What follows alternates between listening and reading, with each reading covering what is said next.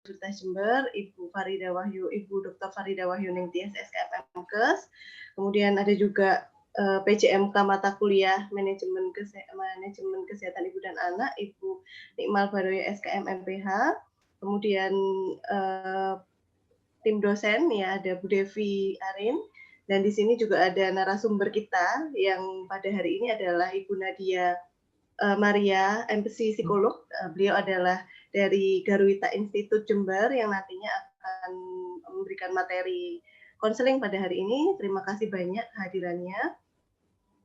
Untuk hari ini nanti kita akan ada beberapa sesi, teman-teman ya. Nanti kami harapkan teman-teman angkatan 2017 peminatan biostatistika dan kependudukan FKM Universitas Jember bisa bisa aktif ya, bisa partisipatif untuk menyimak paparan ini karena pada hari ini kita sama-sama mendengarkan tentang materi konseling yang nantinya juga diharapkan dengan materi konseling ini teman-teman dari minat biostatistika dan kependudukan punya tambahan pengetahuan sekaligus skill konseling sekalipun materi ini dilakukan secara virtual, tapi harapannya tidak hanya meningkatkan pengetahuan, tetapi juga meningkatkan skill teman-teman. Jadi mohon bisa aktif dan partisipatif untuk menyimak sampai akhir.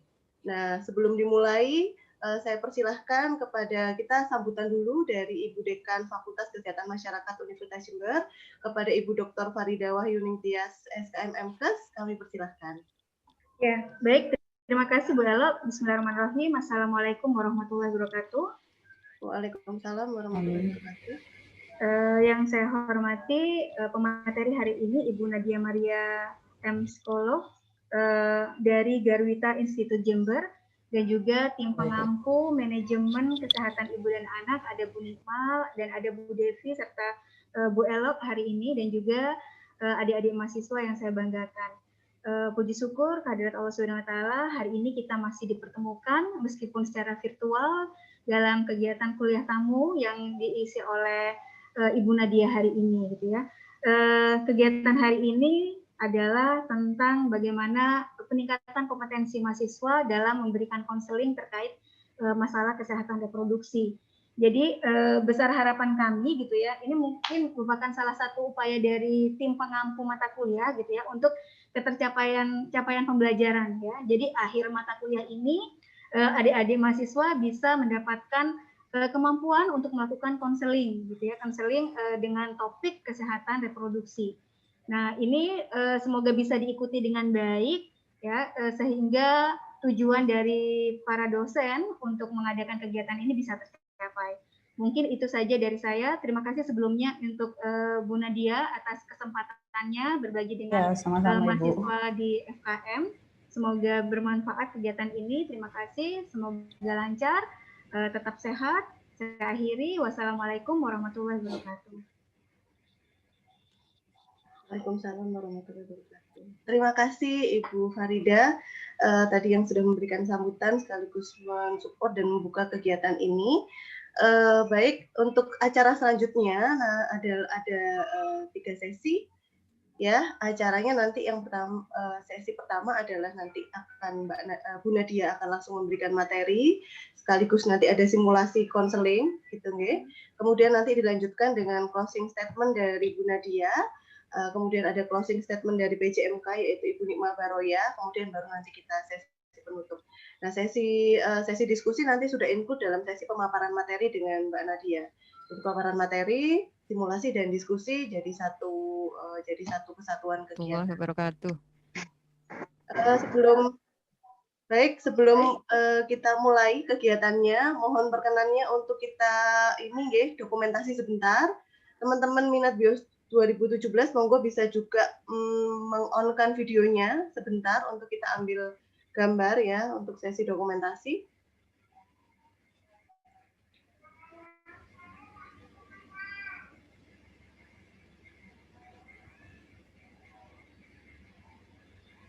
Baik, sebentar ya. Bu Devi mungkin bisa bantu. Ya. Oke. Baik, sudah cukup? Oke. Terima kasih. Baik, kita akan langsung saja untuk menghemat waktu, akan langsung saja masuk ke sesi paparan yang akan dipaparkan tentang materi konseling ini oleh Ibu Nadia Maria MC psikolog. Beliau dari Garwita Institute ya, Garwita Institute Jember ya. Beliau sebelumnya juga pernah mengisi kegiatan pengemas, kolaborasi pengemas antara Kris Biografi dengan Garwita Institute ya.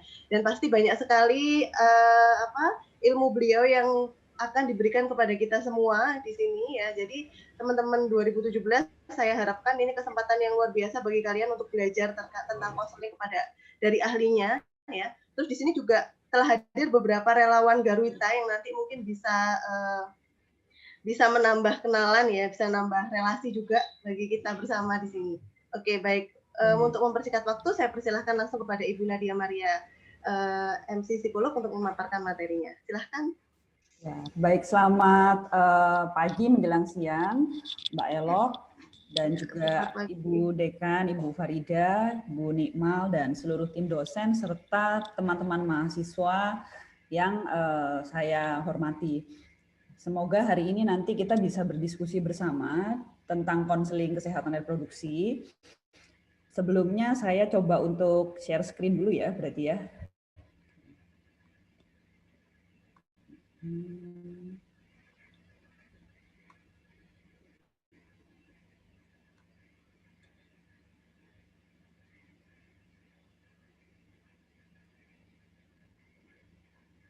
Sudah terlihat? Sudah terlihat, Bu Nadia? Sudah ya? Baik. Sebelumnya mungkin saya share dulu bahwa ketika Bu Elok meminta saya untuk membawakan materi tentang konseling kesehatan reproduksi, saya berusaha untuk berpikir ya bagaimana saya bisa menyampaikan materi ini supaya sesuai dengan kebutuhan teman-teman dari FKM. Supaya juga nggak terlalu berat ke arah psikologinya, karena memang kalau di psikologi konseling itu juga jadi bagian utama, tapi juga menjadi istilahnya senjata ya buat kita untuk bisa menolong klien. Dan tentu saja tidak hanya tentang kesehatan reproduksi. Nah, pada hari ini saya akan berusaha untuk membuat pemaparan yang sepraktis mungkin, karena ini memang lebih didasarkan pada pengalaman saya di lapangan tentang hasil belajar atau literatur seperti itu sudah berjalan beberapa lama yang lalu, dan materi yang hari ini saya bawakan lebih banyak mengacu pada pengalaman saya pribadi sebagai seorang psikolog klinis. Kalau psikologi klinis itu memang saya sendiri berfokus pada kesehatan mental. Nah, salah satunya yang juga topik membuat saya tertarik dan kenapa selama ini saya sering bekerja sama dengan Bu Elok itu adalah memang karena saya punya ketertarikan terhadap topik seksualitas anak dan remaja. Tentunya itu terkait erat dengan kesehatan reproduksi. Nah, untuk hari ini ada beberapa agenda yang akan saya bahas ya, sebenarnya 4. Udah di slideshow. Ini sudah di slideshow ya? Sudah terlihat besar ya layarnya? Masih belum. Oh, masih belum. Belum di slideshow. Mungkin bisa diklik ya. Sebentar.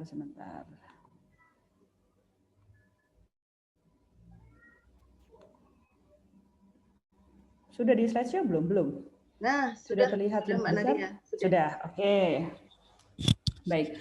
Ini 4 hal, sebenarnya 3 ya. Yang keempat itu hanya penutup. Yang pertama tentang konseling itu sebenarnya apa. Saya akan berusaha untuk menjelaskan, men-share tentang aspek-aspek yang paling mendasar dan paling praktis dari konseling, karena kan tuntutannya memang nanti teman-teman mahasiswa akan bisa mempraktekkan ya tentang konseling itu sendiri. Yang kedua tentang teknik konseling, dan baru yang ketiga saya akan bicara tentang konseling kesehatan reproduksi. Saya langsung masuk kepada subtopik yang pertama tentang konseling sendiri. Ini hanya sejarah ya, pemaparan awal ya. Jadi kalau saya belajar suatu konsep, saya suka untuk mencari tahu sebenarnya kata itu berasal dari bahasa apa dan makna awalnya apa. Walaupun nanti sampai dengan hari ini pasti sebuah konsep itu mengalami perubahan makna yang signifikan. Nah, konseling itu berasal dari bahasa Latin consilium yang artinya bersama, yang dipadukan dengan kegiatan menerima atau memahami. Sedangkan dalam bahasa lainnya Anglo-Saxon ya, istilah konseling berasal dari kata selan yang artinya menyampaikan. Ya, jadi di sini ada aspek kebersamaan, ada aspek menyampaikan, dan ada aspek menerima atau memahami. Kita bisa jadi dapat gambaran ya sedikit tentang konseling. Nah, secara praktis, konseling dapat diartikan sebagai pertemuan antara dua pihak, konselor dan konseli atau klien. Kalau saya lebih suka membahasakannya sebagai klien ya, dengan tujuan pemberian bantuan pada klien untuk mengatasi hambatan perkembangan dirinya atau permasalahan demi mencapai perkembangan diri yang optimal. Kenapa di sini kita menyinggung tentang perkembangan diri?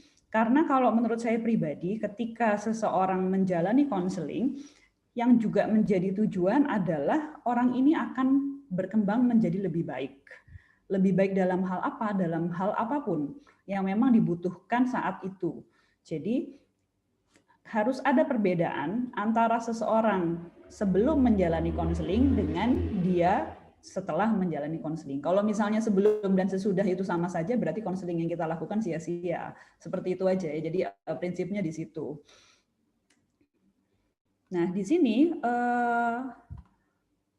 ada beberapa aspek ya, 4 aspek dari konseling. Yang pertama, pasti konseling adalah sebuah interaksi, maka harus interaktif.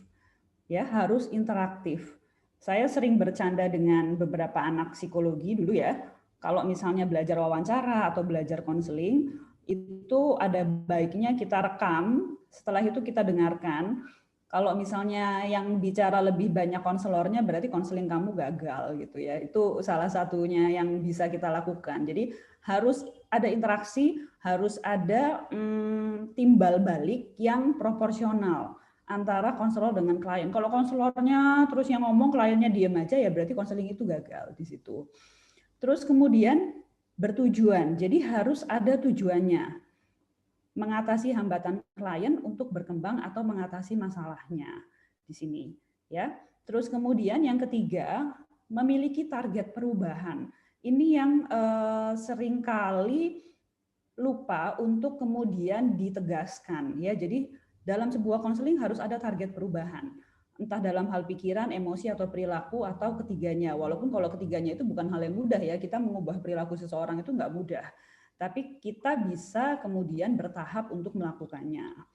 Dan dilakukan dalam setting profesional dalam waktu yang tertentu. Jadi kalau misalnya konseling apa bedanya sama curhat gitu ya. Kalau misalnya teman-teman, aku mau curhat nih, aku stres deh gitu. Nah itu curhat.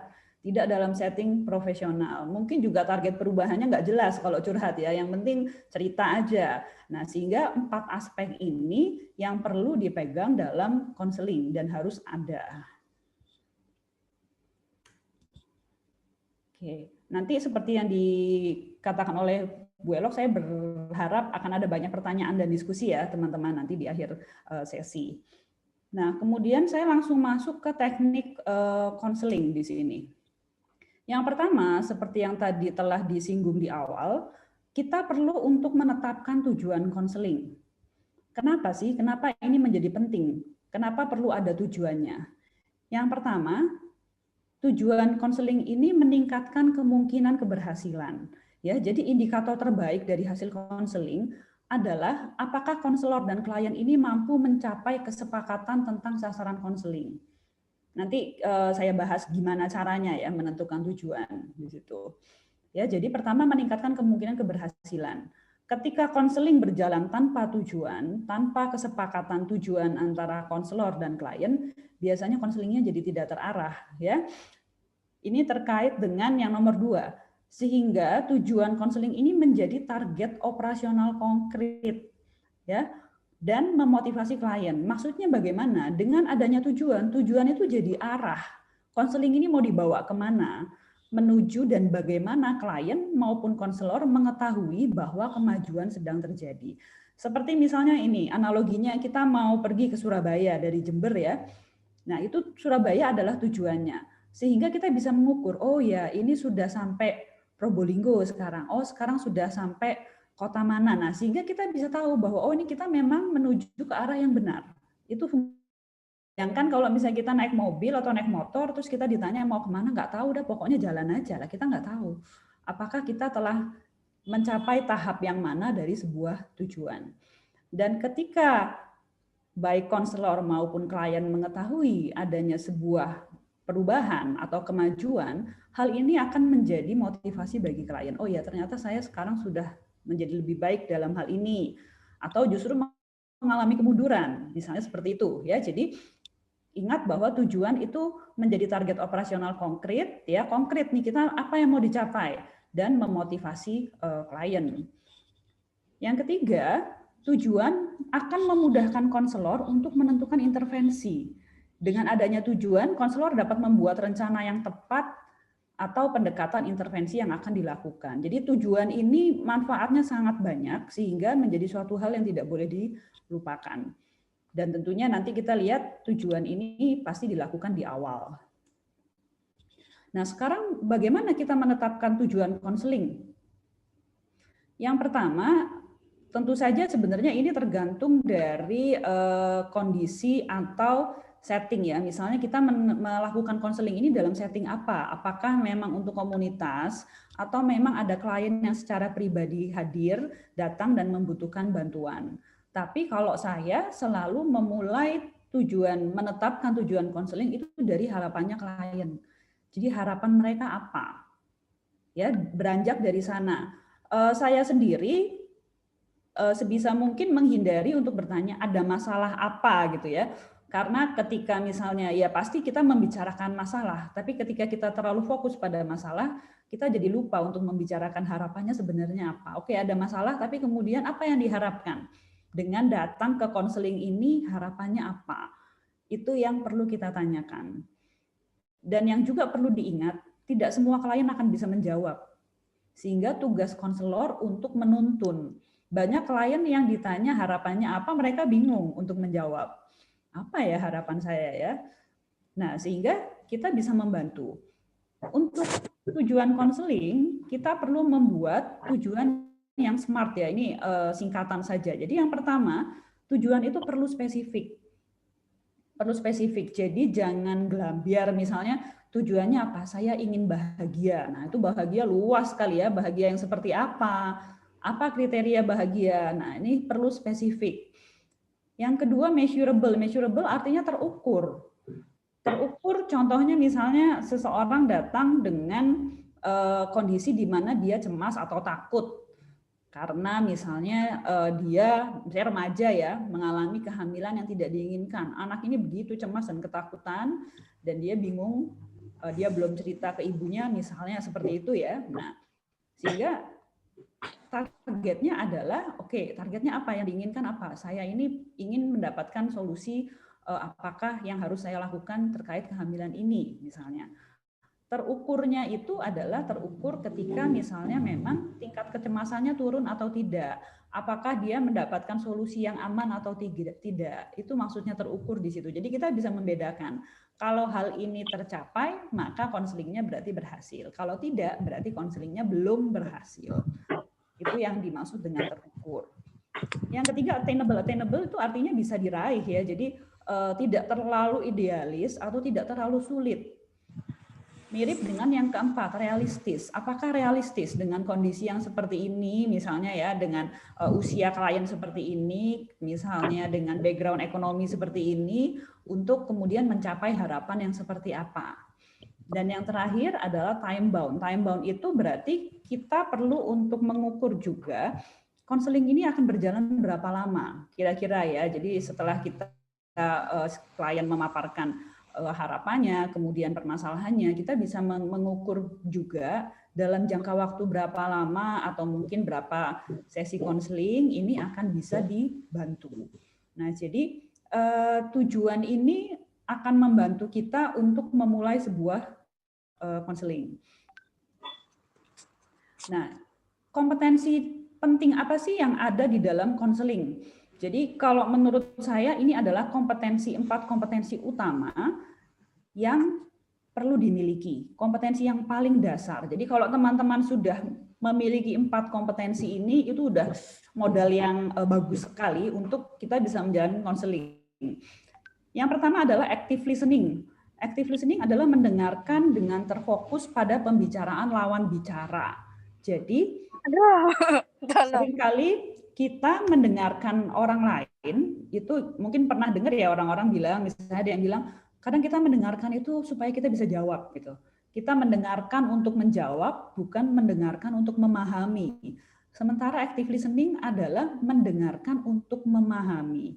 Jadi fokus kita adalah pada klien, bukan pada klien ngomong gini, saya mau jawab apa ya? Nah, biasanya konselor awal muda biasa mereka khawatir dengan, nanti saya nggak bisa jawab nih, nanti saya nggak bisa kasih respon. Padahal tenang saja, yang diperlukan adalah kita memahami, sehingga kita perlu mendengarkan dengan fokus. Dan kita juga bisa latihan melakukan reframing. Reframing artinya kita bahasanya ya, memframe kembali, memastikan bahwa yang kita pahami itu benar. Karena seringkali walaupun kita sudah menggunakan bahasa yang sama, seringkali apa yang ditangkap oleh konselor itu tidak 100% tepat seperti yang ada di pikirannya klien. Itu yang terjadi. Jadi active listening merupakan kompetensi yang sangat penting dan menurut saya yang utama, mendengarkan. Ya, di situ. Mendengarkan terkesan gampang ya, tinggal dengarkan, tapi bagaimana kita bisa berkonsentrasi, fokus, itu yang seringkali jadi tantangan. Yang kedua adalah melakukan observasi, mengamati bahasa nonverbal. Kalau tadi active listening misalnya kita mendengarkan verbal ya, nah observasi kita berusaha menangkap bahasa nonverbal. Jadi misalnya ketika menjelaskan tentang topik A, anak ini misalnya ekspresinya gembira. Tapi ketika menjelaskan tentang topik B, topik lain misalnya topik tentang ibunya, anak ini mulai menangis. Nanti beranjak lagi kepada topik sebelumnya, dia gembira lagi. Nah, sehingga ini bisa menjadi catatan untuk kita. Ya, kalau misalnya teman-teman bisa melakukan observasi dengan baik, itu akan jadi data yang sangat kaya untuk proses konseling. Banyak pihak mungkin ya, banyak orang yang agak meremehkan fungsi observasi, tapi ini benar-benar sungguh bisa jadi data yang kaya kalau kita memang bisa terampil melakukan observasi. Kemudian yang ketiga adalah berusaha bertanya dengan pertanyaan terbuka ya, open question. Jadi mungkin teman-teman sudah tahu ya, open question itu seperti apa. Intinya adalah pertanyaan yang tidak menghasilkan jawaban ya tidak. Ya, jadi bisa pakai 5W1H itu bisa what, who, when, where, why, how. Nah, itu pertanyaan terbuka. Jadi jawabannya bukan ya tidak. Contoh pertanyaan tertutup itu yang jawabannya ya tidak, misalnya kamu merasa sedih ya, Dek? Gitu. Kamu tadi ke sini naik motor ya, Kak? Ya, Dek. Nah, itu pertanyaan tertutup. Jawabannya cuma ya, tidak gitu. Kira-kira kenapa ya kita perlu membiasakan dan berlatih untuk memberikan pertanyaan terbuka? Karena dengan memberikan pertanyaan yang terbuka dari awal, jadi kita mengusahakan kita mengajukan pertanyaan terbuka dari sejak awal konseling, itu untuk membiasakan klien menceritakan apa yang ada di dalam pikirannya. Jadi konseling ini kan butuh pengkondisian. Dari awal kalau kita sudah mengkondisikan bahwa kita berharap klien bercerita, kita berharap klien berbicara, maka kita pun perlu mengkondisikan hal itu. Mengkondisikannya dengan cara bagaimana? Dengan cara membiasakan kitanya mengajukan pertanyaan yang terbuka. Jadi misalnya, apa yang membawa Anda ke sini? Apa yang Anda butuhkan? Bisa ceritakan, misalnya seperti itu. Itu contoh pertanyaan terbuka. Bagaimana perasaan kamu ketika kamu mengetahui hal itu? Itu pertanyaan terbuka. Jadi ketika klien sudah dikondisikan dari awal untuk dia menjawab pertanyaan terbuka, maka sampai akhir dia akan terkondisi untuk seperti itu. Tapi kalau kita dari awal mengajukannya pertanyaan tertutup semua ya, dia hanya jawab ya tidak, sampai akhir dia akan enggan untuk bercerita. Di situ, itu fungsi dari pertanyaan terbuka. Dan nanti teman-teman akan kesulitan mendapatkan data. Dan yang terakhir juga yang cukup menantang ya, itu adalah bagaimana kita berempati. Ya, ini juga menjadi kompetensi utama dari seorang konselor. Berempati intinya bagaimana kita menempatkan diri pada posisi orang lain. Ya, perlu dibedakan dengan simpati misalnya, karena kalau misalnya simpati itu biasanya kita misalnya ikut-ikut terlarut. Empati bukan berarti kalau kliennya nangis kita ikut nangis, bukan. Tapi kita mampu membayangkan, menempatkan diri, oh ya kalau saya jadi dia, itu rasanya bagaimana ya. Dan kita memang bisa melakukan itu. Jadi ini adalah menurut saya 4 kompetensi penting dalam konseling. Active listening, observasi, memberikan pertanyaan terbuka, dan berempati. Kalau kembali lagi teman-teman bisa mempraktekkan 4 ini, sudah punya kompetensi ini, itu akan sangat mudah mempelajari konseling. Saya lanjut dulu. Nah, ini saya share ada teknik konseling. Jadi kalau kami di psikologi itu teknik konseling banyak sekali. Ada satu buku tebal gitu, dan kalau misalnya punya waktu bisa dibahas semua. Cuma karena waktu kita terbatas, saya memilih jenis konseling yang namanya solution focus brief counseling. Jadi konseling yang berfokus untuk menemukan solusi dan sifatnya singkat. Karena saya nggak tahu ya, mungkin nanti teman-teman apakah punya waktu gitu ya, ketika misalnya melakukan konseling, seringkali kita perlu melakukan konseling dalam situasi yang nggak kondusif. Entah waktunya terbatas, entah tempatnya kemudian tidak mendukung di situ. Nah, teknik-tekniknya apa saja? Jadi ini saya tekankan lagi, ini hanya sedikit teknik dari teknik yang banyak, yang teman-teman mungkin bisa belajar sendiri dari internet. Yang pertama, problem free talk. Jadi di teknik konseling problem free talk ini kita memberi kesempatan, ini mungkin terutama kalau konselingnya individu ya, kalau mungkin berkelompok atau dalam komunitas agak berbeda nanti ya, agak sulit. Nah, dalam teknik problem free talk, jadi kita memberi kesempatan pada klien untuk menceritakan apa yang ingin dia ceritakan. Jadi misalnya, terutama ini dipraktekkan di awal konseling. Apa yang bisa saya bantu? Misalnya seperti itu, pertanyaan awal. Kadang ketika orang ditanya, apa yang bisa saya bantu? Mereka bingung jawabnya. Nah, kalau misalnya mereka bingung, misalnya teman-teman bisa bertanya lagi, apa yang membawa Anda ke sini? Apa yang membuat Anda memutuskan untuk menemui saya? Misalnya, itu teknik bertanya yang lain yang merangsang orang, klien untuk akhirnya bisa menyadari apa sebenarnya yang membuat dia ketemu konselor di sana. Nah, akhirnya orang mau bercerita, oh ya kemarin saya tuh bingung begini, begitu. Saya punya masalah, udah cerita. Tapi sebenarnya masalah saya bukan yang itu sih, masalah saya yang lain lagi gitu ya. Jadi ingat bahwa ketika seseorang punya masalah atau punya hal yang ingin dia ketahui, tidak setiap orang akan bisa mengkomunikasikan itu dengan baik pada konselor. Seringkali tidak bisa. Nah, disitulah fungsi dari problem free talk, membiarkan klien berbicara tentang apa yang dia alami. Sangat mungkin bahwa yang dibicarakan itu tidak selalu berhubungan dengan masalah utamanya. Tapi fungsi dari problem free talk ada beberapa. Yang pertama misalnya memberi kesempatan pada klien untuk menyadari sebenarnya masalah apa sih yang mau dia komunikasikan kepada konselor. Yang kedua adalah membantu kita untuk menciptakan raport yang baik. Raport itu relasi yang baik ya antara konselor dengan klien. Di situ. Dan yang ketiga adalah menurunkan tingkat stres klien. Kalau memang dia lagi ada masalah. Jadi fungsinya itu problem free talk. Sampai berapa lama terus saya membiarkan dia bicara? Ya nggak ada ukurannya sih. Cuma kalau saya biasanya di setting counseling itu saya bisa misalnya membiarkan orang bicara 10 sampai 15 menit, tapi itu bukan ukuran. 10-15 menit itu kayaknya sedikit ya kita dengerin, tapi itu juga panjang. Seseorang untuk bicara 10 sampai 15 menit. Itu. Terus kemudian yang kedua ini namanya scaling. Nah, scaling ini artinya memberi skala. Jadi saya nggak tahu apakah ini nanti akan banyak dihadapi oleh teman-teman dari FKM. Ada banyak klien yang hadir dengan keluhan, misalnya keluhan cemas atau keluhan nyeri atau keluhan apapun, yang akhirnya akan bisa kita bantu dengan teknik scaling. Jadi teknik scaling ini kita meminta kepada klien untuk mengukur kondisinya, misalnya cemas kondisinya, ketakutan.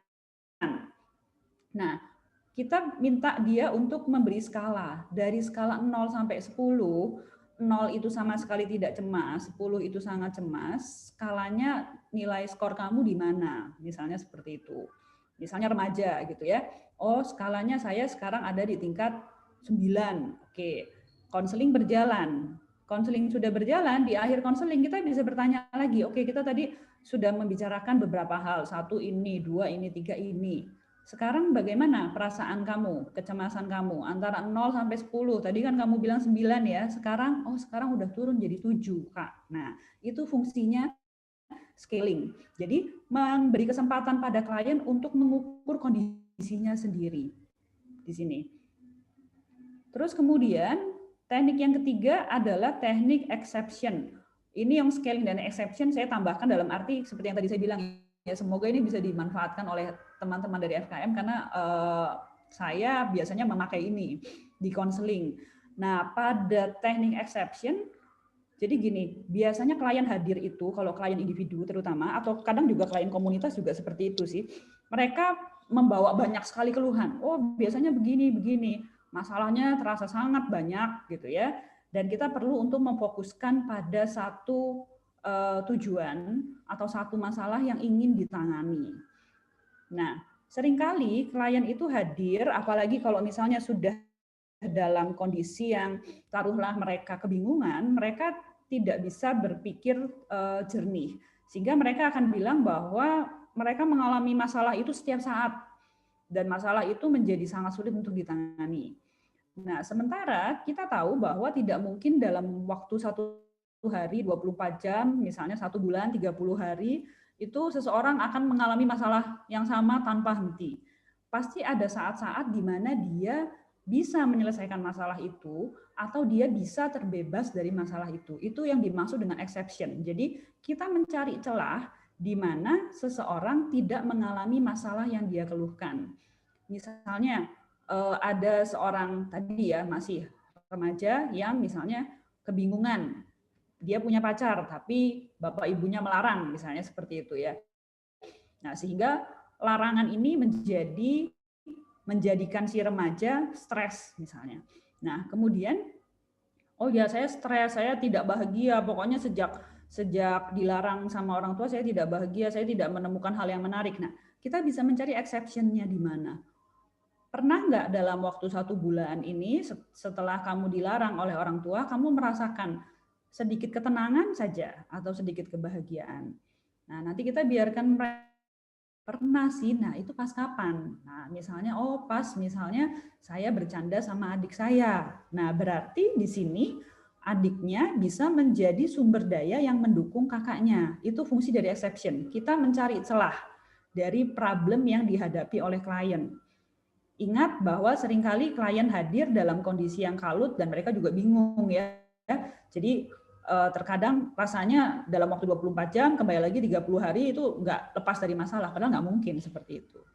Dan yang terakhir, yang keempat, yang menurut saya teknik praktis yang bisa dipelajari adalah brainstorming ya, solution brainstorming. Jadi klien datang, mereka seringkali sebetulnya sudah punya pilihan solusi, mau seperti apa. Cuma yang terjadi seringkali adalah mereka tidak runtut untuk berpikir sehingga tidak bisa menyimpulkan solusi yang mana sebenarnya yang paling tepat. Nah, sehingga seorang konselor bisa untuk kemudian membantu klien melakukan brainstorming. Oke, menurut misalnya adik gitu ya, atau menurut ibu, ini pilihan jalan keluarnya apa saja? Oh bisa gini sih Mbak, seperti ini. Tapi kayaknya nggak mungkin. Oh nah kata tidak mungkin itu dibuang dulu, ditulis dulu. Oh solusi A ini, pilihan solusi B ini. Nah sehingga kita bisa, nah ini yang saya bilang sebagai teknik 2 kolom. Maksudnya 2 kolom nih kalau ada 2 solusi seperti ini ya. Jadi misalnya ada problem X, alternatif solusinya ada A, B. Kadang ada C, D seperti itu. Jadi biar klien menyampaikan solusi yang memang menurut dia itu tersedia. Nggak usah takut untuk ini kayaknya nggak mungkin karena begini ini. Nah, nggak usah berpikir seperti itu. Tapi kita tuliskan dulu pilihan solusinya, bisa A, B, C, D. Dan dari setiap solusi kita bisa menghitung kekuatan dan juga kelemahan atau resikonya. Misalnya solusi A. Solusi A ini kekuatannya ini. Nah, misalnya kayak tadi ya, remaja berpacaran tapi oleh orang tuanya nggak boleh, dan remaja ini misalnya stres, bingung, kepingin pacaran tapi nggak boleh sama orang tuanya. Nah, pilihan solusinya apa aja deh, misalnya ya aku pengen tetap pacaran, oke, pengen tetap pacaran, kekuatannya apa, aku happy gitu ya. Kalau aku happy misalnya nanti aku juga bisa sekolahku nilainya lebih bagus, kata dia begitu. Kelemahannya apa? Kelemahannya ya memang aku sulit bagi waktu, seperti itu. Terus apalagi? Jadi kita membuat list tentang kekuatan dan resiko dari setiap solusi yang ada. Nanti setelah kita selesai membuat tabel ini, kita bisa bilang, bisa mengatakan dan membahas bersama dengan klien, ternyata solusi mana yang kekuatannya itu paling banyak dan risikonya itu paling minimal. Karena di setiap solusi pasti ada risiko. Ya, nah ini teman-teman pun bisa manfaatkan teknik ini untuk setiap problem yang teman-teman hadapi. Jadi nggak cuma untuk klien ya, untuk diri sendiri ini bisa. Kadang mahasiswa bingung mau milih ini, mau milih itu, setelah selesai lulus mau gini, mau begitu. Nah, tapi muter aja di situ, tidak sampai pada pengambilan keputusan. Kenapa? Karena tidak melakukan ini, tidak menghitung kekuatan dan resiko dari setiap solusi.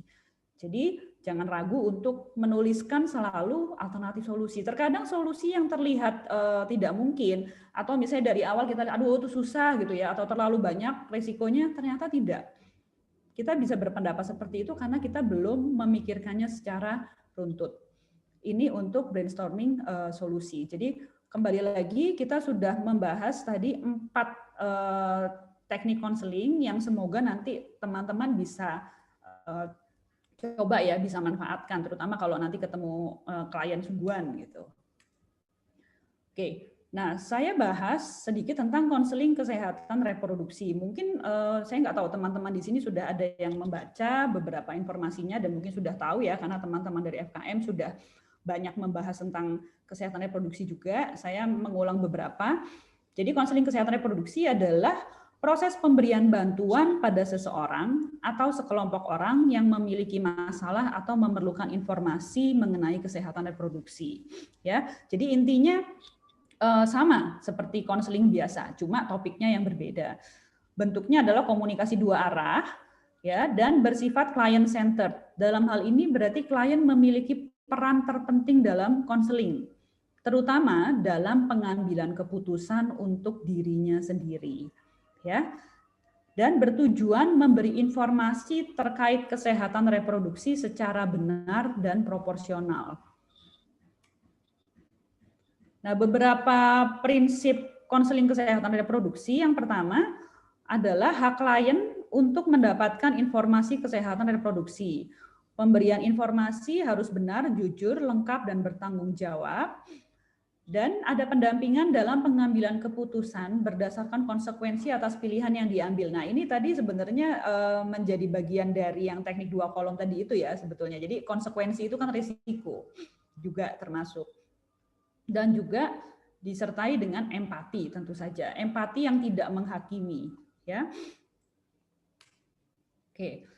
Nah, tahapan pelaksanaannya adalah seperti ini. Ini sebenarnya tahapan pelaksanaan konseling secara umum juga seperti ini ya. Jadi pembukaan, raport itu relasi yang baik, yang hangat antara konselor dan klien, penggalian masalah, diskusi alternatif solusi, pemilihan solusi, dan penutup. Nah, di sini di tahap pelaksanaan ini sebenarnya yang tadi teknik problem free talk itu kita bisa lakukan pada tahap yang ini, tahap pembentukan raport ya. Ini problem free talk sudah bisa masuk. Biarkan klien bercerita apa yang dia ingin ceritakan dulu di situ.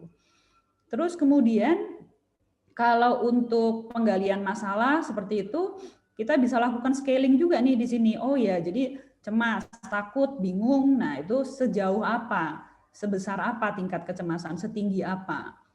Kemudian diskusi alternatif solusi dan pemilihan solusi, di sini kita bisa lakukan tadi brainstorming dan kemudian teknik 2 kolom. Ya. Dan di bagian penutup kita akan kemudian yang tidak lupa untuk dilakukan adalah meringkas. Jadi seringkali klien itu mengikuti konseling dari awal sampai akhir, tapi konselor itu sangat perlu membantu untuk membuat ringkasan baik. Jadi tadi kita misalnya sudah bicara selama 1 jam, nah kita membicarakan 1 ini, 2 ini, 3 ini. Dan akhirnya misalnya di bagian akhir kita bisa bilang bahwa jadi tadi misalnya Ibu memilih ada beberapa solusi, nah solusi yang mungkin untuk dipilih adalah solusi yang ini dan yang ini. Nah, nanti misalnya apa yang perlu dilakukan di rumah itu di bagian penutup. Jadi penutup ini adalah bagian yang juga sangat penting yang tidak boleh dilupakan. Jadi tidak berhenti sampai pada misalnya, baik Ibu, ada pertanyaan lagi enggak? Oh enggak Mbak, enggak Mas, makasih. Oh ya sudah selesai. Nanti kalau seperti itu kliennya lupa tadi ngomongin apa aja ya sebenarnya. Terus kan ingat bahwa targetnya adalah menimbulkan perubahan kan, perubahan baik dalam hal pemikiran, emosi maupun perilaku. Kalau misalnya penutupnya hanya seperti itu, perubahannya nanti bisa jadi tidak muncul. Jadi prosesnya adalah seperti ini: pembukaan, raport, penggalian masalah, diskusi alternatif solusi, pemilihan solusi, dan penutup. Ya, jangan lupa tadi 4 kompetensi yang penting yang menurut saya paling mendasar: observasi, kemudian active listening, dan juga soal empati, dan kemudian itu juga diterapkan di setiap tahapan pelaksanaan.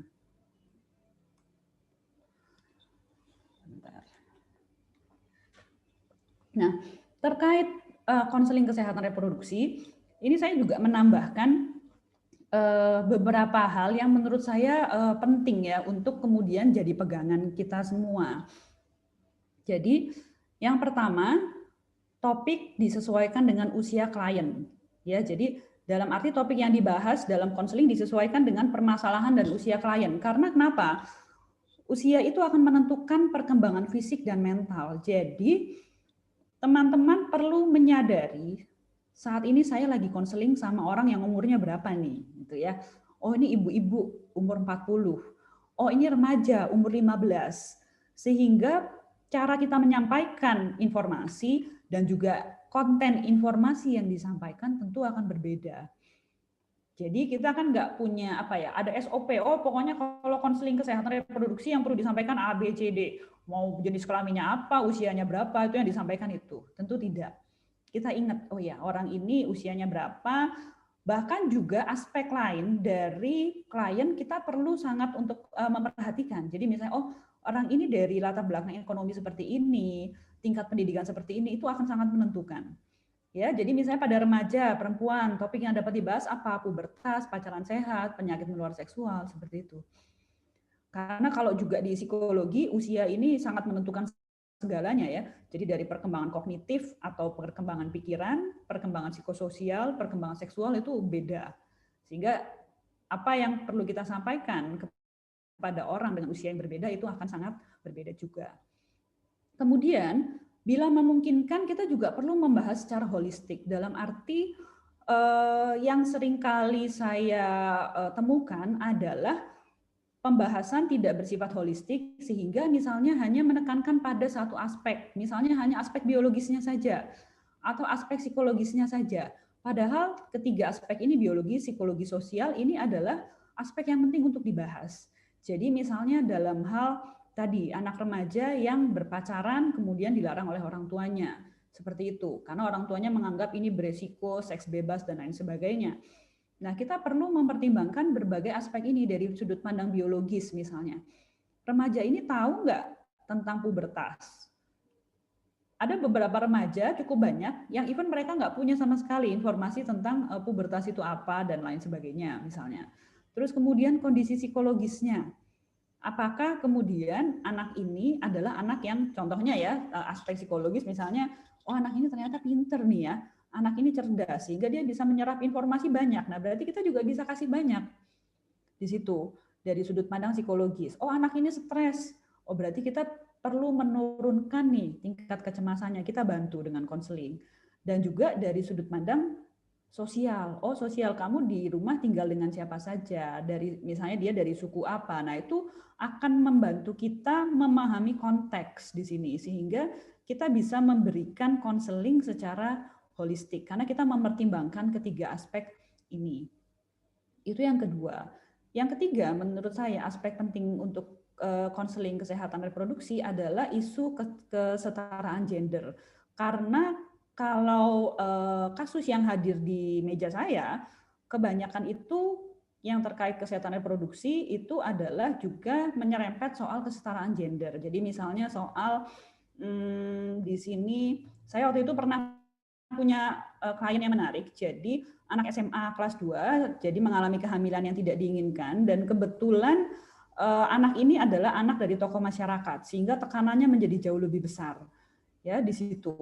Dan yang lebih menyakitkan lagi waktu itu saya nggak pernah lupa kasus ini karena yang datang itu benar-benar sekeluarga ya. Jadi bapak, ibu, anak, kakeknya datang semua.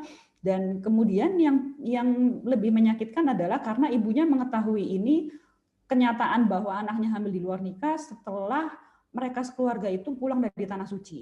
Jadi kasusnya menurut saya sangat kompleks di sini dan ada kemudian resiko karena keluarga sudah sangat emosional itu mengambil keputusan mungkin ya yang kurang adil atau kurang mengangkat isu kesetaraan gender. Misalnya memutuskan untuk anaknya langsung berhenti sekolah, kemudian dia memutuskan untuk ya sudah, berarti yang laki bisa tetap sekolah, yang perempuan harus putus dan lain sebagainya. Sehingga kita juga perlu untuk lebih sensitif dengan isu kesetaraan gender di sini. Selain itu juga soal kesehatan reproduksi di sini kalau saya sendiri juga yang sering saya terima adalah kasus misalnya kekerasan seksual terhadap remaja perempuan seperti itu ya. Dan jadi kita perlu sensitif dengan isu kesetaraan gender ini. Jangan sampai sebuah topik kesehatan reproduksi, kemudian ada klien yang memiliki masalah terkait dengan hal itu, kita bantu dengan konseling, tapi kemudian solusi atau jalan keluar yang ditawarkan itu mengalami ketimpangan antara laki-laki dan perempuan. Karena itu seringkali yang terjadi. Itu mungkin yang bisa saya tambahkan tentang 3 aspek penting terkait konseling kesehatan reproduksi. Saya rasa itu dari saya, ini hanya penutup ya, jadi beberapa hal yang perlu diingatkan tentang menjadi konselor. Jadi yang pertama adalah peduli dan berempati, memahami kekuatan dan kelemahan diri. Jadi setiap konselor pasti punya kekurangan ya teman-teman, menyadari bahwa oh ya saya ini misalnya kekurangan saya di sini, tapi saya bisa lebih baik dalam hal yang lain. Nah, yang ketiga, ini penting, berikan yang klien butuhkan, bukan yang kita inginkan. Jadi terkadang kita sebagai konselor itu kita merasa, oh ini orangnya seperti ini, kliennya ya, masalahnya seperti ini. Berarti dia perlu ini, saya perlu menyampaikan informasi ini. Padahal sebenarnya bukan itu yang klien butuhkan. Itu sebabnya kita perlu tadi active listening. Kalau kita nggak active listening, kita nggak paham klien sebenarnya membutuhkannya apa. Kemudian setia pada value pribadi. Ini tidak hanya konselor, teman-teman, tapi kita sendiri di dalam setiap panggilan kita, panggilan menjadi mahasiswa, panggilan menjadi konselor, itu kita perlu untuk punya value pribadi. Maksudnya apa? Value ini adalah nilai. Jadi nilai apa yang kita sangat hargai dan kita usung benar-benar dalam kehidupan kita. Contohnya apa sih nilai pribadi? Misalnya nilai pribadi kejujuran. Nah, itu adalah value yang juga perlu kita terapkan ketika kita menjalankan konseling. Misalnya seperti ini, kejujuran, kerja keras, atau apapun, itu akan sangat membantu ketika kita menjalankan konseling di sana. Ya, bagaimana kita juga jujur pada diri kita sendiri, oh ini adalah suatu hal, misalnya ketika ada klien datang dengan suatu permasalahan, saya nggak mampu menangani ini, nah itu adalah juga kejujuran pada diri sendiri.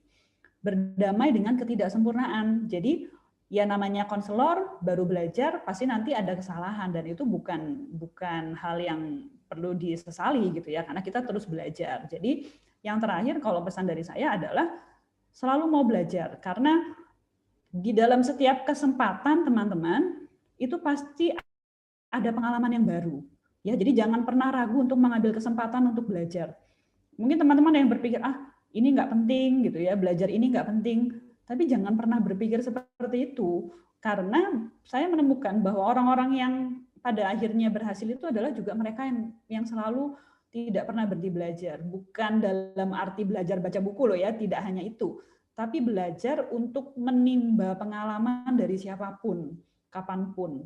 Nah, kalau teman-teman berusaha untuk menerapkan ini ya, jadi punya value pribadi, saya ini mau kemana, nilai apa yang penting bagi saya, nilai kerja keras, nilai keberhasilan, nilai kejujuran, dan juga teman-teman tidak pernah berhenti belajar, nanti kelak mau jadi konselor atau tidak, pasti itu akan bisa memenuhi panggilan hidup masing-masing sih kalau menurut saya. Saya rasa hanya itu. Ini ada beberapa sumber yang saya pakai. Nanti kalau misalnya memang mau untuk dapatkan sumber ini, ada bukunya. Terus juga ada beberapa jurnal sih, beberapa jurnal yang mungkin nanti bisa saya share ya ke Mbak Elok. Saya nggak tulis di sini, yang menurut saya cukup menarik dan cukup mudah untuk dipahami tentang konseling kesehatan reproduksi. Saya rasa itu saja. Semoga bisa dipahami dengan baik. Silahkan kalau ada pertanyaan. Terima kasih. Iya, terima kasih. Silahkan, menarik sekali ya materinya. Silahkan teman-teman, ayo yang mau bertanya. Mungkin pertanyaan dulu baru simulasi ya, Mbak Elok ya? Gimana? Pertanyaan dulu baru simulasi mungkin ya? Biar mantep dulu nih pemahaman materinya, baru nanti kita semua. Silahkan Mbak Aini.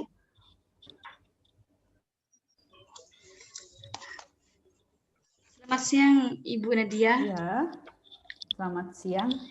Tadi kan dijelaskan Bu tentang teknik konseling. Iya.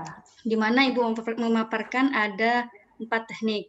Nah, yang saya tanyakan, apakah di tahap pelaksanaan konseling itu kita perlu menerapkan teknik yang solution ini, atau kapan sih kita pakai salah satu dari teknik solution ini? Yang solution brainstorming ya berarti ya. Jadi gini, nggak ada batasan yang tegas bahwa oh ini harus dipakai, ini nggak boleh dipakai. Tapi ini semua tergantung dari kebutuhan ini. Jadi dalam arti kalau misalnya memang ternyata kita bisa menggunakan itu, ya kita gunakan. Contohnya misalnya gimana? Contohnya kita bisa bertanya kepada klien ya, dengan permasalahan seperti ini, usaha apa sih yang sudah Ibu lakukan gitu ya? Usaha apa yang sudah Mbak lakukan? Usaha A, usaha B, usaha C gitu. Terus kemudian kita juga tanya, hal apa kira-kira yang masih bisa menjadi jalan keluar tapi belum dilakukan? Oh, hal ini 1, 2, 3. Nah, kalau si klien sudah bisa menyebutkan seperti itu, berarti sebenarnya kita bisa pakai tadi solution brainstorming. Berarti sudah bisa diajak untuk menganalisa satu-satu ya, solusi mana yang sekiranya realistis dan juga tadi itu kekuatannya paling banyak tapi resikonya paling bisa di manage seperti itu. Jadi untuk setiap teknik itu nanti sangat tergantung dari pembicaraan yang diajukan oleh kliennya. Kita nggak bisa menentukan dari awal ini di sana. Oke, Bu. Berarti tidak ada syarat ya Bu, hanya kita perlu memperhatikan apa sih yang dibutuhkan sama klien. Nggak ada syarat di situ. Makanya saya bilang ini perlu latihan sih. Jadi ya jam terbang ya, nanti kalau kamu sudah ketemu dengan banyak klien, kamu akan tahu oh ya ini pakai ini pakai ini, seperti itu. Ini Bu, terima kasih Bu. Ya, sama-sama ini. Ada lagi? Silahkan. Mbak Giantri mungkin atau siapa? Ya Bu, saya Bu. Oke, silahkan. Saya di sini tertarik dengan kompetensi penting ya Bu ya, yaitu salah satunya empati. Nah, kan tidak semua orang itu mempunyai empati ya Bu ya. Kadang itu ada beberapa orang yang kalau misalnya mendengarkan cerita orang itu kayak halah cuman gitu tok gitu. Nah, untuk menumbuhkan, apakah ada sih Bu tips khusus untuk menumbuhkan empati ini? Terima kasih. Baik, ini pertanyaan yang bagus ya. Maaf dengan siapa Mbak Giantri ya. Ya, jadi ini pertanyaan yang bagus karena memang betul. Tidak setiap orang itu mampu untuk berempati. Dan kalau saya boleh bercerita, empati ini sebenarnya ditumbuhkan dari kecil. Jadi di satu sisi ini bisa menjadi karakter, di sisi lain ini bisa menjadi kompetensi. Nah, kenapa kok karakter? Karena kembali lagi empati ditumbuhkan dari kecil. Kalau misalnya memang orang tua dari seseorang tidak pernah menunjukkan atau melatih kepekaan seorang anak, maka empati ini memang nggak akan lahir sebetulnya pada diri seseorang. Dan itu cukup banyak orang yang kayaknya kemampuan berempatinya tuh minim gitu ya, minimal. Nah, kemudian caranya gimana dong? Apakah ini bisa ditumbuhkan?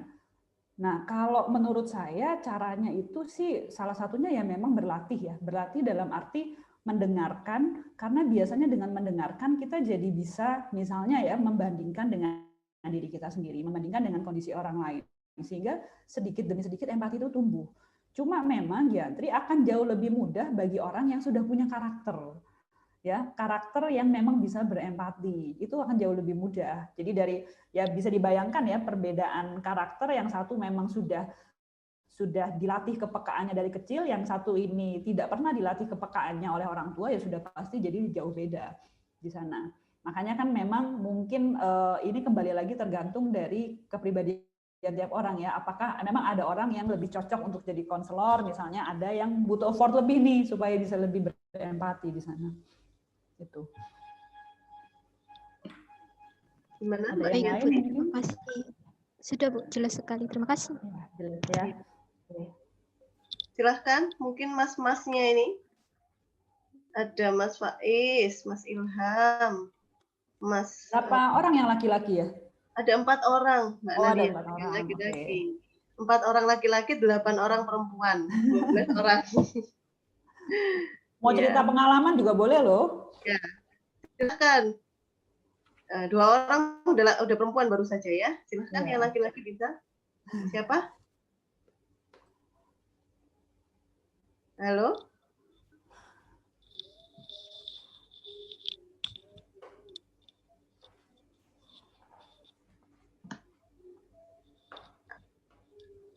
Halo?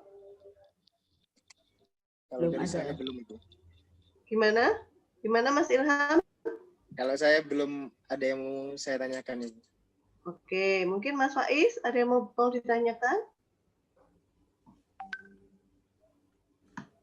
Belum Ibu. Oke. Ini Pujo nggak ada ya? Pujo laptopnya mati moro-moro Ibu. Jadi habis ini login lagi katanya. Oke. Ada lagi mungkin yang mbak-mbaknya mau bertanya?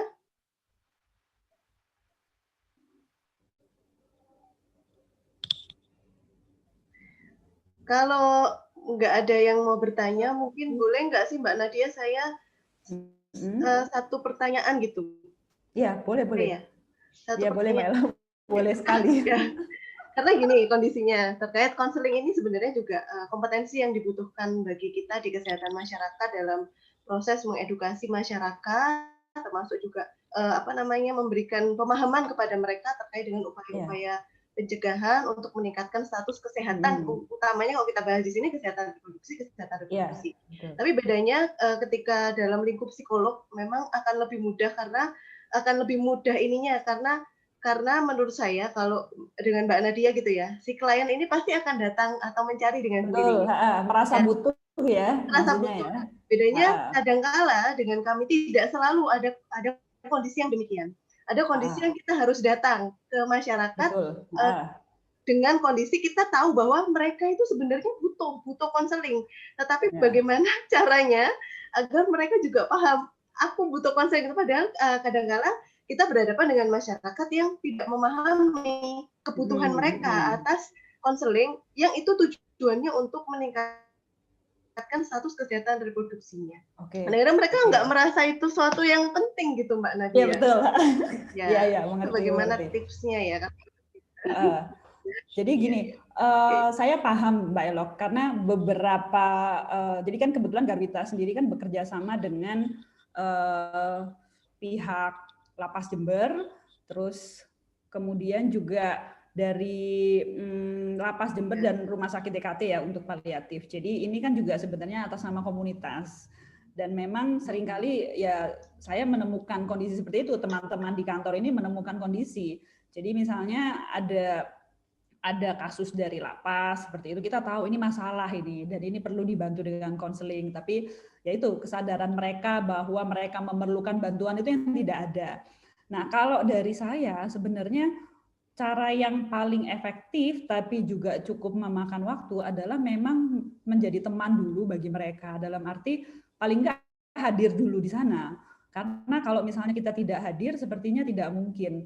Jadi kalau pengalaman dari teman-teman relawan di Garwita adalah ya hadir dulu di sana, terus kemudian berkenalan dan menjadi teman intinya, baru kemudian kita menggali sebenarnya fenomena apa yang terjadi di sana, terus kemudian kalau memang sekiranya ada problem apa. Karena yang perlu didapatkan pertama dalam situasi di mana mereka tidak merasa membutuhkan adalah percaya kepada kita sebagai konselor gitu ya, itu trust itu kan yang sebenarnya butuh effort dan butuh waktu. Nah jadi kalau dari pengalaman Garwita sendiri pada akhirnya yaitu menjadi teman dulu, mendapatkan trust mereka, baru perlahan mereka mau membuka bahwa oh iya ternyata saya ini punya problem ya, saya punya problem ini, problem itu, dan ternyata teman-teman ini bisa menolong dari situ. Jadi memang tidak ada secara yang instan sih Mbak Elok, dan itu biasanya memang butuh komitmen jangka panjang. Gitu. Kalau dari saya seperti itu. Oke. Ya, jadi itu juga bisa menjadi pandangan baru bagi teman-teman di sini juga, bahwa memang proses konseling itu memang bukan hanya proses yang sekali selesai gitu ya Mbak Nadia. Tapi betul. Proses yang memang perlu empati dan kepedulian, karena ini memang proses yang panjang. Iya, jadi kalau dari pengalaman saya ya itu bahkan jadi misalnya gini, kayak tadi kasus ada komunitas atau kelompok orang yang membutuhkan bantuan, tapi mereka awalnya tidak merasa butuh, itu kita datangi dulu, memang jemput bola berapa kali, baru sampai nanti pada suatu saat akhirnya mereka mau telepon kita, dan awal mereka mau telepon kita juga terharu ya, oh ternyata orang ini mau ya gitu, merasa membutuhkan bantuan. Nah kalau itu sudah berjalan itu nanti akan lebih smooth nantinya, cuma memang tidak singkat. Terima kasih. Mungkin Bu Nikmal atau Bu Devi atau monggo. Belum kita masuk ke sesi simulasi. Ibu saya izin. Oke, silakan bertanya lagi. Oke. Oh ya, silahkan. Bu, gimana Bu Nikmal? Aini dulu apa Ibu dulu? Ibu Nikmal dulu. Aini dulu. Monggo silahkan Aini dulu. Ibu saya mau nanya lagi, gimana, Bu? Kan ketika seorang datang ke konseling, belum tentu mereka akan curhat semuanya, Bu. Kadang mereka malu gitu, Bu. Nah, lantas apa yang bisa kita lakukan untuk mereka biar mereka benar-benar plong gitu, Bu, cerita semuanya masalahnya. Jadi contohnya kayak saya sendiri, Bu. Saya tuh pengen datang ke konseling, tapi saya malu cerita. Oke. Itu. Jadi maksudnya supaya membuat klien ini mau bercerita ya dengan jujur tentang masalahnya ya, maksudnya ini ya. Iya. Ya. Jadi seperti yang tadi saya sempat singgung beberapa kali. Jadi gini, klien maupun sekelompok orang ya biasanya mereka itu seringkali bahkan itu mereka tidak menyadari problem yang mereka hadapi itu apa. Itu catatan buat kita semua. Jadi jangan berharap bahwa kita sebagai konselor ketemu komunitas, ketemu klien pribadi itu tahu, oh ya problemnya ini saya perlu bantuan. Enggak, kadang mereka mendefinisikan problemnya aja bingung. Dan itu saya temukan lebih sering dibandingkan orang yang tahu gitu ya, oh ini problem saya ini. Nah, yang pertama adalah tadi kita menyadari kondisi itu. Seringkali orang tidak tahu problem mereka apa. Yang mereka tahu cuma mereka nggak nyaman, mereka merasa punya masalah, mereka stres, sudah itu aja. Itu kan sangat gelambiar ya, sangat membingungkan gitu. Nah, terus gimana caranya supaya mereka bisa menceritakan problemnya dengan jujur? Yang pertama adalah raport. Raport itu intinya adalah menjalin relasi yang baik antara konselor dengan klien. Dan itu dimulai dari sejak pertama teman-teman bertemu dengan klien. Jadi tidak hanya sikap ketika kita duduk atau kita memberi pengarahan kepada komunitas, berarti itu adalah sikap di mana kita harus menjaga, tidak. Dimulai dari misalnya kontak pertama kita dengan klien, kalau menurut saya itu sudah harus kita jaga. Ya, jadi misalnya pertama kali teman-teman saya nggak tahu nanti mau mengadakan konseling kesehatan reproduksi ke komunitas mana. Dari awal kalian menjalin relasi, menjalin kontak, cara kita telepon, cara kita berbahasa, itu sudah menentukan. ketika orang nyaman dengan kamu, dia akan lebih mudah untuk terbuka. Tapi kalau misalnya dari awal kita tidak menjalin relasi yang baik, misalnya telepon kadang kita nggak angkat, atau kita bicara, kita kirim WA, bahasa kita nggak betul, orang sudah istilahnya sudah nggak mau sebenarnya, nggak nyaman, dan itu akan menghambat.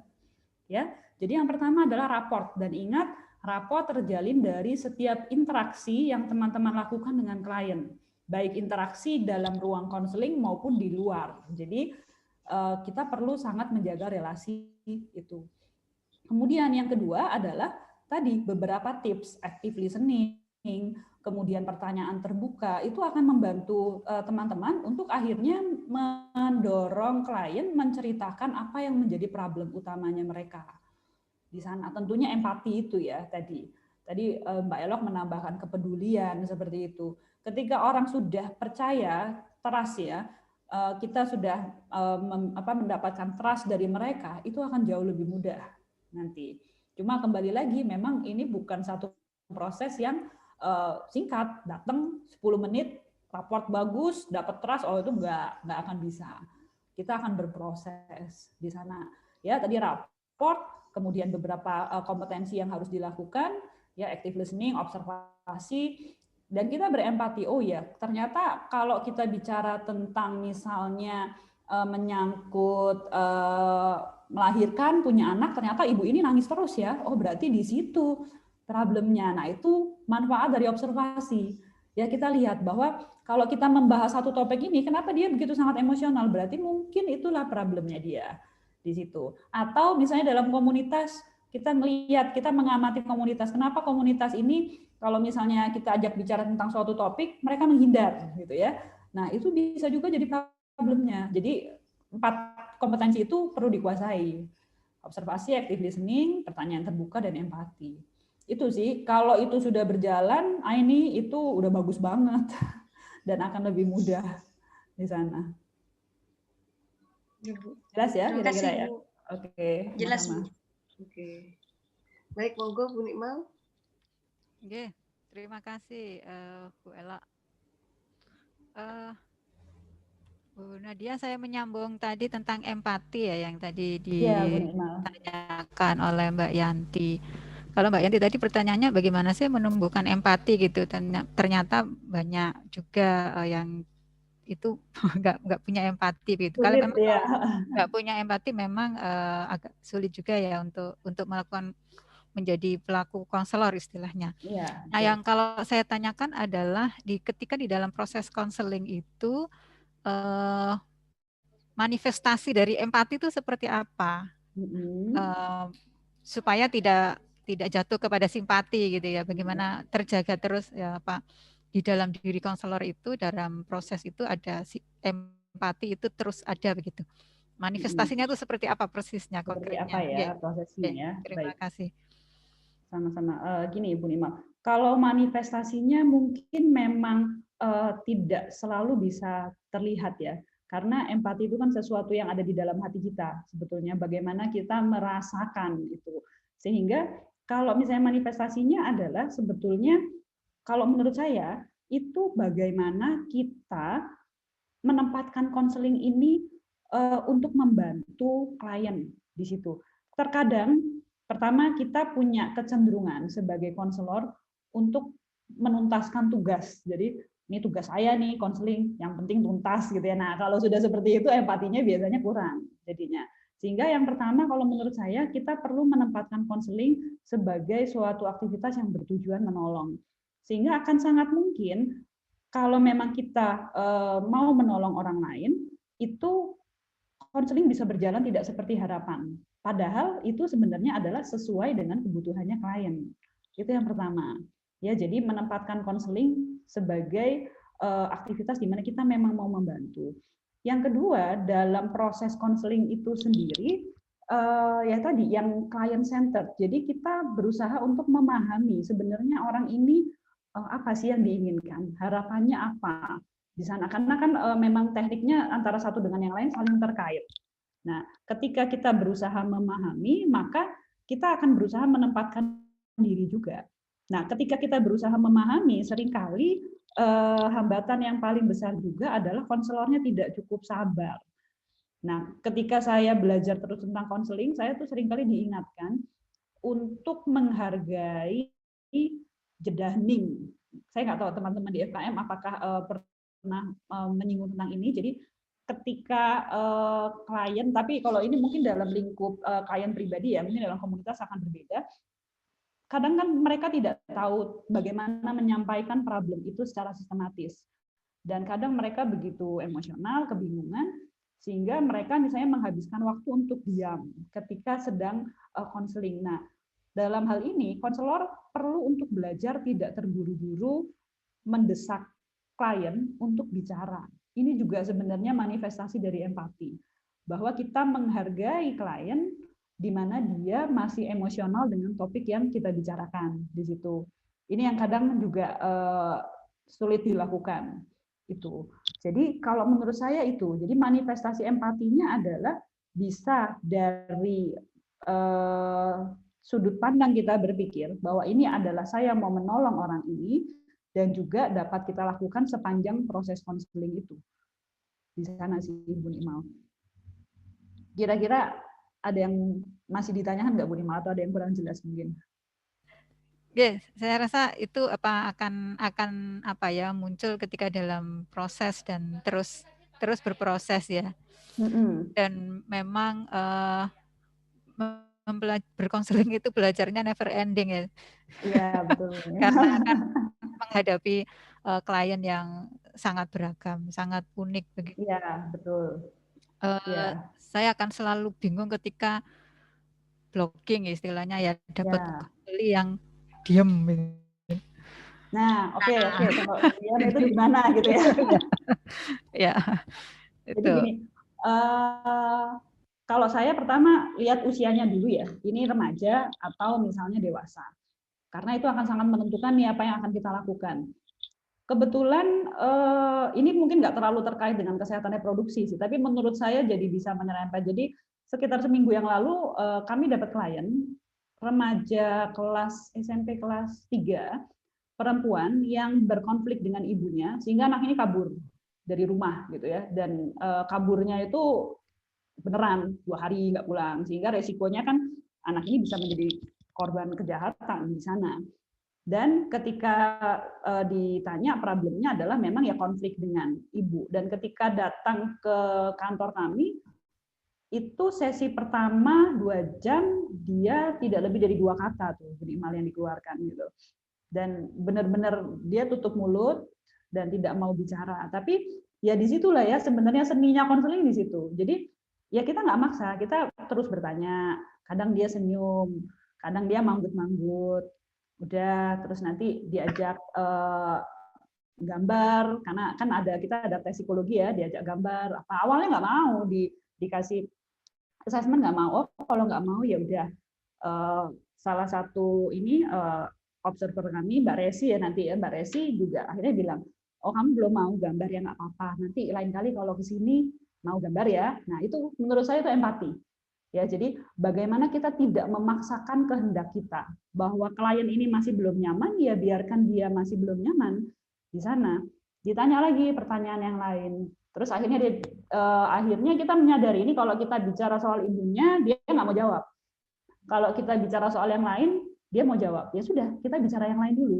Jadi tarik ulur ini menjadi menurut saya penting untuk kita pahami, untuk kita tidak memaksakan pola pikir kita terhadap klien. Sudah berjalan 2 jam itu, ya itu tadi saya bilang tidak lebih dari beberapa kata, baru di sesi kedua dia mau mengungkapkan kalimat. Ya akhirnya dia mau. Jadi itu hari Jumat ya kalau nggak salah, hari Selasanya kita ketemu lagi itu dia baru mau ngomong. Jadi di sana sih memang yang akhirnya dibutuhkan adalah selain keterampilan tadi ya 4 kompetensi itu, akhirnya adalah memang empati itu memainkan peranan yang utama untuk kita bisa memahami bahwa ini belum menjadi saat yang tepat buat klien. Ya sudah, kalau memang belum, kita ikhlas ya sudah, ini 2 jam hanya membangun raport, belum sampai pada penggalian masalah. Wah udah itu nanti nggak tahu sesi keberapa, bisa jadi sesi ketiga keempat di sana sih tentang blocking itu ya tadi ya misalnya. Itu pengalaman kami seperti itu dan cukup banyak sih yang seperti itu. Baik, terima kasih Bu Nadia. Bisa dilanjut dengan teman-teman lain. Ya, sama-sama Bu Iqmal. Bagaimana? Ini sudah masuk di jam 11.52. Apakah masih ada yang mau ditanyakan? Atau Bu, saya mau. Oke. Monggo, mungkin satu lagi ya. Ini satu lagi ya Mbak Nadia. Ada yang tanya ya Mbak Elok di chat ya. Oh iya, coba saya buka. Belum buka chat saya. Oke, monggo bisa dijawab dulu. Oh iya, ini ada dari relawannya Garwita ya Mbak Nadia ya yang bertanya ya. Oh iya. Ya, dari Mbak Resi dan Mbak Juwita di sini. Nah, ini bagaimana cara membawa teman kita yang membutuhkan bantuan konseling dengan perasaan ragu-ragu. Ini apa mungkin sama seperti pertanyaannya Mbak Aini tadi? Iya, kira-kira sama ini Mbak Elok. Jadi ya memang ya tidak memasakkan, tapi kita bisa memberi gambaran ya sebetulnya. Gitu. Nah, terus pertanyaan dari Mbak Juwita ini, dalam proses konseling waktu pemberian waktu ditentukan oleh konselor atau klien. Yang kedua, apa yang seharusnya konselor lakukan ketika klien yang menterminasi proses konseling, gitu ya? Apakah dituruti atau bagaimana? Oke. Ya, kemudian yang ketiga, jika kita adalah orang yang awam terhadap konseling reproduksi, apa yang harus kita lakukan untuk membantu teman yang sedang membutuhkan konseling kita, tapi kita nggak paham kesehatan reproduksi. Oke. Jadi dari yang pertama, waktu ditentukan oleh konselor atau klien. Biasanya kalau soal waktu itu seringkali konselornya yang menentukan, tapi tentu saja dengan kesepakatan dengan klien. Jadi misalnya, dengan problem seperti ini, perkiraan misalnya entah dengan pribadi maupun komunitas, ya nanti kita akan perlu nih ketemu 3 atau 4 kali, itu biasanya konselornya, karena konselornya akan bisa memperkirakan kebutuhan untuk menyampaikan informasi atau konseling itu berapa lama. Tapi sekali lagi, ini komitmen dengan klien. Tidak semua klien bisa berkomitmen sebenarnya untuk mau menjalankan konseling beberapa sesi. Kemudian hal apa yang seharusnya konselor lakukan ketika klien yang menterminasi proses konseling? Apakah langsung menuruti permintaan atau kita berhak memberikan keyakinan yang lebih lanjut? Oke. Jadi memang dalam beberapa proses konseling itu klien menterminasi, jadi udah minta stop gitu ya. Baik misalnya karena dia merasa tiba-tiba tidak membutuhkan bantuan, bisa juga dia merasa sudah lebih baik, sudah bisa menyelesaikan problem atau sudah bisa menjawab pertanyaannya. Jadi mereka di situ. Nah, itu dalam keadaan yang seperti itu biasanya saya memberikan pemaparan dalam arti, oh ya kemarin tapi kita belum selesai ya, baru membahas ini dan kita masih perlu membahas ini dan ini dan ini. Apa yakin mau untuk terminasi sekarang? Nah, kalau misalnya memang yakin, kalau saya sih menyerahkan memang kepada pihak klien. Tapi ya sekali lagi kita perlu berusaha untuk membuat klien paham tentang apa yang perlu dilakukan sebenarnya ke depan dan apa kesepakatan yang sebelumnya. Kenapa kita perlu menghormati keputusannya klien? Karena sebenarnya kalau kita bicara konseling ini kan kita bicara tentang klien yang masih dalam batas normal ya, dalam arti perbedaannya konseling dengan psikoterapi yang dilakukan oleh psikolog itu kan, kalau psikoterapi memang seringkali sudah dalam tahap di mana klien itu mengalami gangguan mental, misalnya gangguan mental ya, sehingga membutuhkan psikoterapi. Nah, kalau konseling ini sebenarnya klien masih dalam posisi yang dia punya kemampuan berpikir dan merasakan itu yang normal, sehingga memang mereka punya hak sepenuhnya untuk memulai atau menterminasi. Itu kalau dari saya seperti itu. Tapi tetap kita perlu memberi gambaran tentang hal apa saja yang sebenarnya penting. Gitu. Ada kalau saya pengalaman dengan klien yang dia menterminasi, tapi setelah itu akhirnya mereka menyadari ya, oh iya ternyata memang saya masih membutuhkan bantuan, akhirnya kontaknya tersambung lagi di sana. Ada yang seperti itu beberapa. Jika kita adalah orang yang awam, hal utama yang harus kita lakukan untuk membantu mengatasi masalahnya. Jadi kalau menurut saya yang paling utama menjadi pendengar yang baik itu sudah sangat bagus ya. Ketika teman kita punya problem, kadang kalau kita ini dalam relasi pertemanan ya, bukan dalam relasi konselor dan klien, itu seringkali teman itu hanya butuh untuk didengarkan. Ya jadi ya kita dengerin aja dia cerita apa, dia curhat apa. Nah, kalau dirasa misalnya kita merasa bahwa teman kita ini memang membutuhkan bantuan profesional, membutuhkan konseling, ya teman-teman bisa mengarahkan, bisa bicara, ya, aku rasa kamu udah butuh bantuan deh, daripada misalnya problemnya semakin berlarut-larut, dibantu untuk misalnya cari akses kepada profesional dan kemudian didukung. Karena dalam beberapa kasus yang saya terima, misalnya kasus-kasus remaja, itu seringkali memang yang membawa itu temannya. Jadi teman di sini punya manfaat yang sangat besar karena membantu temannya untuk bisa mencari pertolongan untuk dirinya sendiri. Itu saya rasa, Mbak Elok. Mungkin masih ada yang lainnya?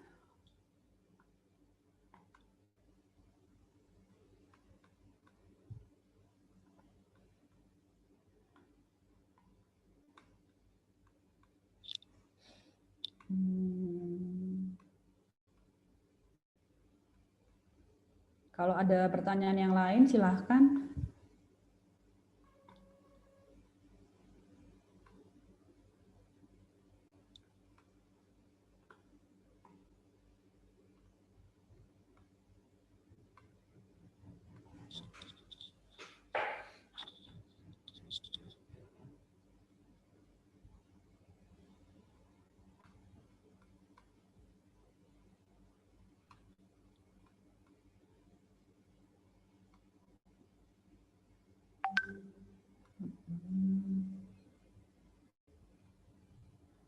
Mbak Eloknya sedang ini ya, meninggalkan sebentar ya.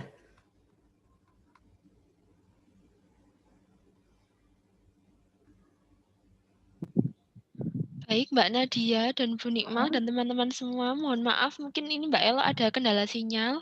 Teknis ya, ya. Ya. Jadi sementara saya handle dulu, nggih, Bu. Ya, nggak apa-apa, Mbak Devi. Ya. Nah, baik Mbak Nadia, karena sudah tidak ada pertanyaan dari teman-teman semuanya, monggo bisa dilanjutkan untuk sesi simulasi. Simulasi, ya. Nggih. Jadi gini Mbak Devi, saya sih merencanakan simulasinya ini nanti bersama Mbak Resi ya. Jadi Mbak Resi akan jadi klien. Nah, teman-teman di sini mungkin ada 2 orang yang nanti akan berkesempatan untuk bisa latihan jadi konselor. Kalau saya sih kepinginnya ini ya, inisiatif sendiri, siapa nih yang mau coba di situ. Kita mulai dari awal konseling sampai nanti ini kan langkah-langkah konseling ada dari pembukaan, raport, penggalian masalah, misalnya itu 1 orang. Nah, nanti diskusi alternatif solusi, pemilihan solusi sampai menutup 1 orang. Jadi ada 2 orang kira-kira. Oke, baik Mbak Nadia. Monggo dari teman-teman, siapa yang ingin atau bersedia menjadi konselor? Sekalian kita mau praktek. Silahkan mungkin Mbak Aini. Atau Mbak Giantri. Atau siapa di sini, monggo teman-teman.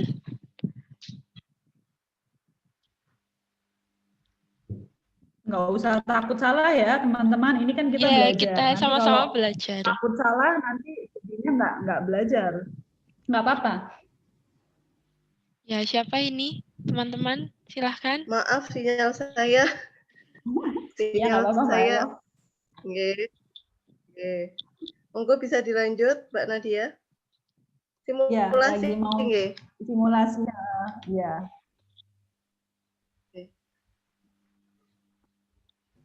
2 orang kira-kira siapa yang mau belajar jadi konselor?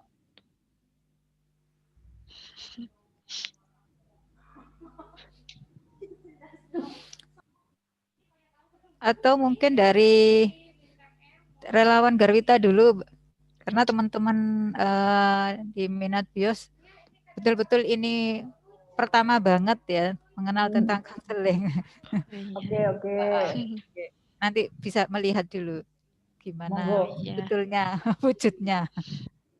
Sebentar, ini Resi ini nanti yang akan berperan jadi klien.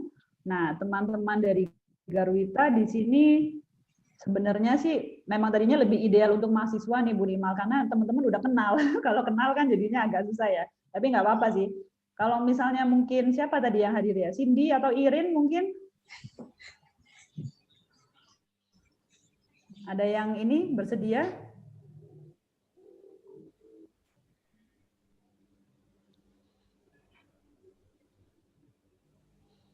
Sebentar, ini mereka masih berdiskusi sepertinya. Kalaupun teman-teman FKM ada yang mau, silahkan ya, nggak apa-apa.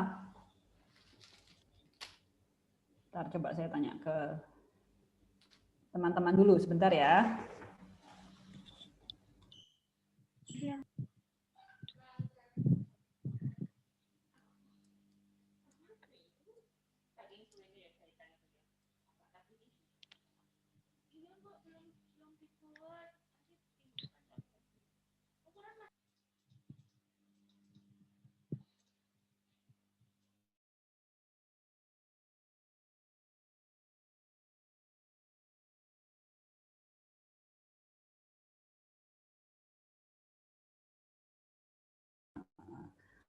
Baik, ini ada dari relawan Garwita yang mau mencoba untuk jadi konselor yang pertama. Namanya Mbak Irin. Mbak Irin pakai nama apa ya di sini? Pakai nama Nisrina. Nisrina. Oh, ini Mbak Nisrina Fakiroh akan jadi konselor dan Mbak Resi akan jadi klien. Nah, mungkin untuk Mbak Irin di sini kan kita ada 6 tahap konseling ya. Kita coba 3 tahap yang pertama dulu. Jadi pembukaan, menjelaskan tujuannya adalah untuk konseling, membantu klien dan lain sebagainya. Kemudian raport menjalin relasi yang baik, dan juga penggalian masalah. Jadi sampai di penggalian masalah saja, nanti mungkin bisa dilanjutkan oleh teman mahasiswa. Seperti itu.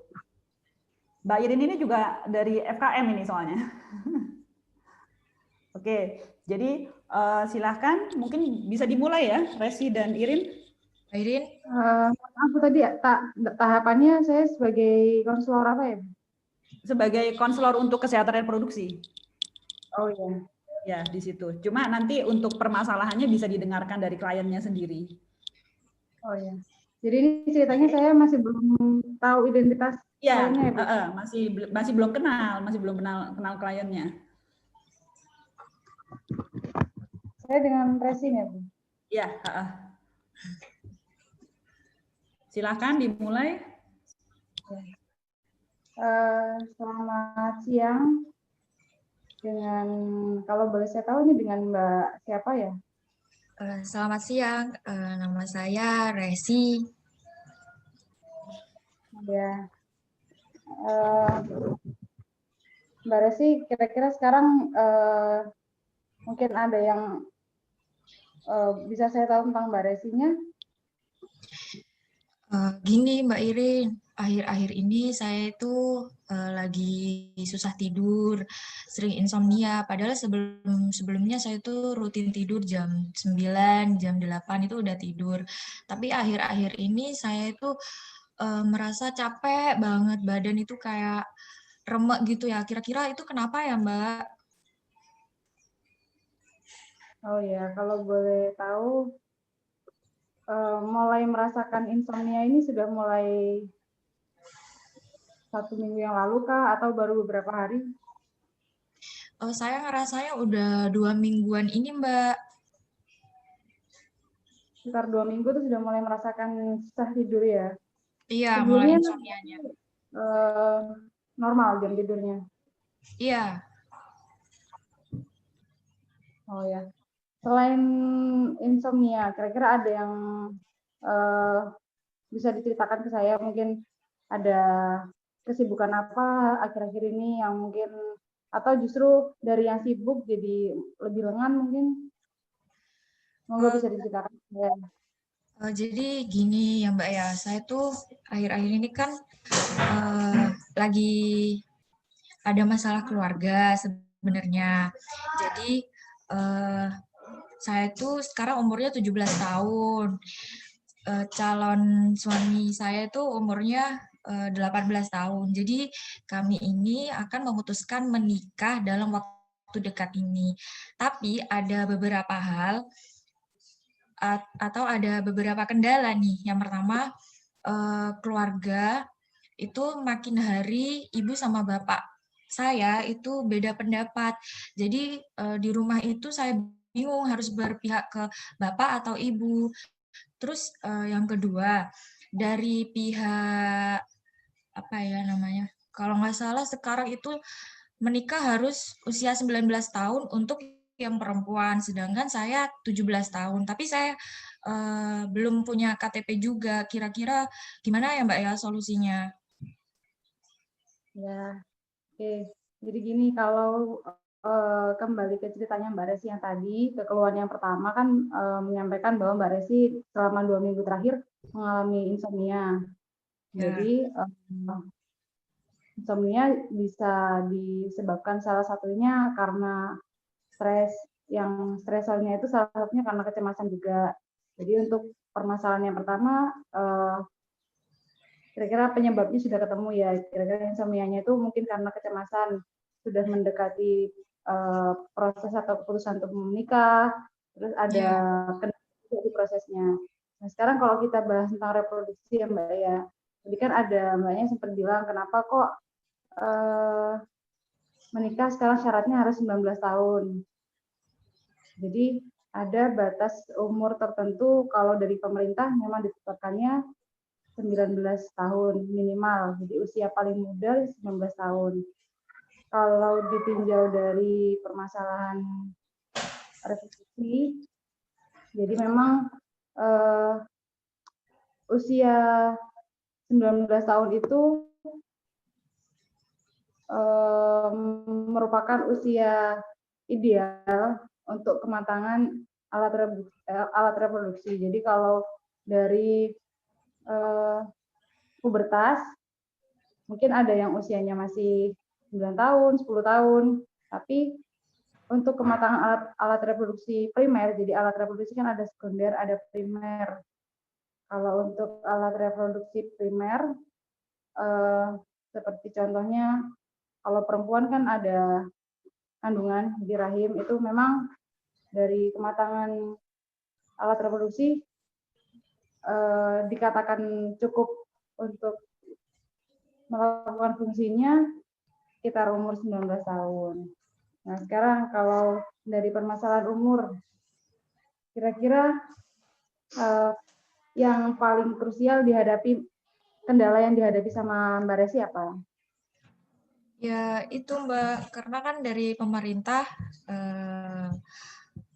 minimal 19 tahun. Nah, jadi solusinya gimana? Karena yang pihak laki-laki ini sudah pesan apa ya, kayak dekor, udah fix semuanya untuk pernikahan kita. Terus kira-kira gimana? Apa dibatalkan atau gimana ya Mbak ya? Malah saya terpikirkan untuk nikah siri aja. Gimana ya Mbak ya? Ya, ini Mbaknya masih muda ya, Mbak Resinya masih umur 17 ya? 17, iya. Kalau kerja ini kan termasuk yang sweet 17 ya, berarti masih baru menginjak senang-senangnya masa remaja. Nah, sekarang kalau kita bicara solusi, Mbak Resinya masih umur 17 tahun. Ini berarti masih sekolah ya? Iya. Kelas 2. Masih sekolah. Kelas 2 SMA. Terus calon suaminya umur 18 sudah lulus kah atau masih kelas 3? Masih kelas 3. Oh ya, masih kelas 3. Sekarang sama-sama masih sekolah. Kira-kira kalau umurnya masih sekolah, terus sekarang orang tua, oke. Kurang lebih kayak gitu ya. Mungkin Bu Nadia mungkin ada koreksi. Baik, suara saya terdengar? Ya, terdengar Mbak. Jadi saya potong dulu ya. Ini tadi Irin dan Resi sudah sampai pada tahap penggalian masalah. Nah, sekarang masuk ke diskusi alternatif solusi. Kira-kira dari teman-teman mahasiswa siapa nih yang berkenan melanjutkan kira-kira? Permasalahannya sudah tergali ya, berarti ya? Mungkin ada? Monggo silahkan teman-teman. Mbak Giantri, silahkan. Enggak apa-apa, kita belajar sama-sama.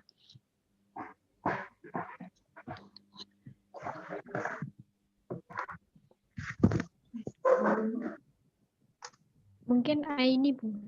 Dari tadi Aini chat saya, katanya pengen gitu. Ya, Mbak Aini, silahkan Mbak Aini. Boleh.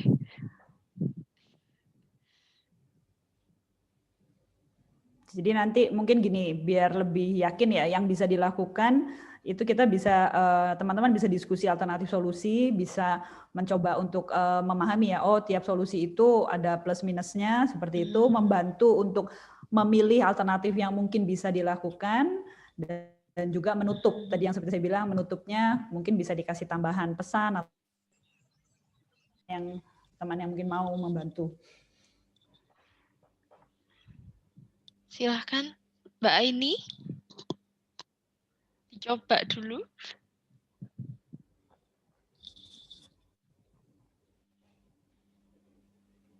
Saya ada, Bu. Oke, baik. Mbak Giantri, silahkan. Mbak Giantri. Sampai tahap diskusi ya, betul? Iya, betul. Sampai tahap diskusi. Jadi di sini saya ingin bertanya kepada Mbaknya, apakah dari Mbaknya sendiri sudah memiliki gambaran untuk solusi ke depannya itu seperti apa? Kalau saya sih terpikirnya untuk nikah siri ya Mbak, karena kan di pemerintah juga belum diperbolehkan. Kira-kira gimana? Nah, untuk nikah siri sendiri itu apakah sudah benar-benar dipikirkan matang-matang untuk nanti resikonya nanti seperti apa? Karena untuk menikah siri itu pasti nanti juga ada kendala-kendala ke depannya dalam kehidupan rumah tangganya Mbaknya sendiri seperti itu. Apakah Mbaknya memang memikirkan untuk menikah siri ini sudah matang gitu? Enggak sih Mbak, kan itu cuma sekelebat aja. Tapi saya juga rada takut ya kalau misalnya saya itu nikah siri. Kan yang paling dirugikan dari pihak perempuan. Terus kalau misalnya saya nggak nikah siri, udah pesan dekor, sudah make up, semua udah fix, kira-kira gimana? Nah, kalau misalnya Mbaknya sudah mengerti tentang dampak atau kelemahan dari nikah siri itu sendiri, apakah ada solusi lain selain menikah siri, Mbak? Nggak ada, Mbak. Nggak ada. Nah, kalau saran dari saya, mungkin Mbaknya ini sambil menunggu umur ya, sambil menunggu umur sampai 19 tahun, itu mungkin bisa juga melakukan nikah siri tersebut, hanya saja harus memperhatikan dari aspek kesehatan reproduksinya. Karena apabila dilihat dari faktor usianya, itu organ reproduksi dari Mbaknya itu masih belum matang seperti itu. Nah, apakah dari Mbaknya sendiri apabila melakukan nikah siri tersebut, apakah sudah bisa berkomitmen, misal untuk tidak memiliki anak terlebih dahulu sampai usia yang cukup seperti itu? Apakah sudah dipikirkan sampai sana, Mbak? Belum, Mbak. Nah, terus nanti kalau misalnya Mbaknya itu nikah siri, kemudian terjadi nikah siri, kemudian terjadi kehamilan dan terjadi misal ada komplikasi kehamilan seperti itu, apakah Mbaknya sudah siap dengan konsekuensinya? Ya nggak siap, Mbak. Kan itu bahaya juga ya. Nah, oleh karena itu mungkin saran dari saya sambil menunggu usia itu tadi kan sudah terlanjur memesan dekor dan lain sebagainya ya itu nggak apa-apa karena tadi untuk nikah siri sendiri ya, dan untuk menunggu umur itu mungkin bisa dilihat dari aspek kesehatan reproduksinya, mungkin bisa menunggu sampai usia 19 tahun untuk bisa memiliki anak seperti itu. Oh, berarti sama dengan halnya saya tuh menunda kehamilan gitu ya, Mbak? Ya, karena memang yang dilihat itu adalah demi kesehatannya Mbak sendiri. Kan tadi sendiri Mbak juga sudah tahu ya kalau misalnya nanti yang paling dirugikan adalah pihak dari perempuan. Nah, setelah saya ikuti karena kondisinya masih belum. Ya Mbak, suaranya kurang jelas.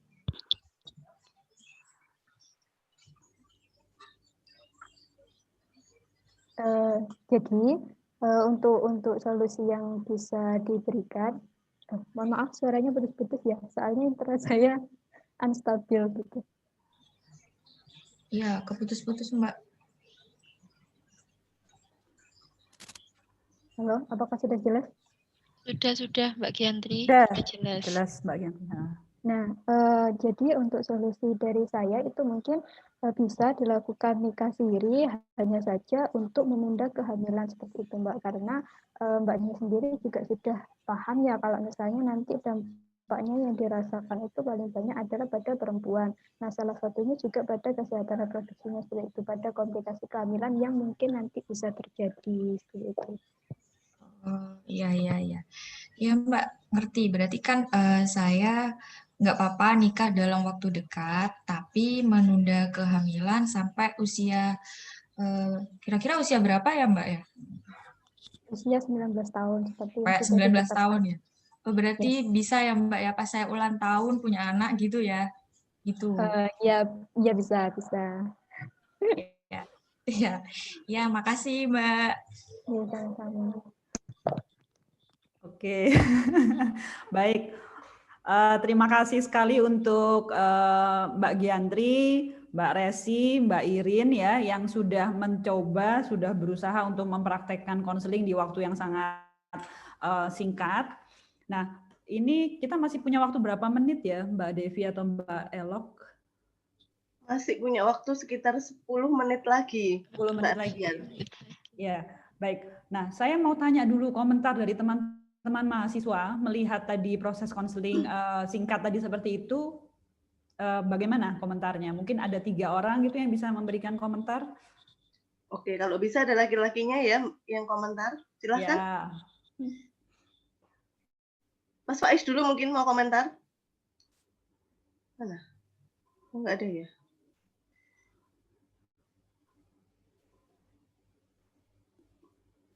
Silahkan siapa yang mau komentar? Terkait tadi sudut konseling yang sudah dilakukan, baik oleh Mbak Irin atau Mbak Giantri. Silahkan. Mbak Aini mau komentar, Mbak Aini atau Mbak Aski? Oke Bu, saya mau berkomentar. Silahkan. Tadi saya melihat Bu, setelah dipraktekkan. Nah, saya tuh masih kurang paham kalau tadi saya merhatikan Bu, itu masih kayak curhat-curhatan antar teman Bu. Jadi belum ke konselingnya. Jadi menurut saya itu masih sama kayak curhat, ngasih solusi. Soalnya saya kalau curhat juga, kalau ada teman saya curhat, saya juga ngasih solusinya juga kayak gitu. Jadi belum ada yang spesial dari konseling ini Bu. Gitu Bu. Oke, ini saya catat dulu ya komentarnya ya. Nanti saya komen setelah 3 orang kasih komentar ya. Ya Bu. Terima kasih Bu. Cukup itu saja ini komentarnya. Cukup Bu, masih kurang paham sama curhat dan konseling. Hampir sama Bu. Selanjutnya Mbak Aski mungkin.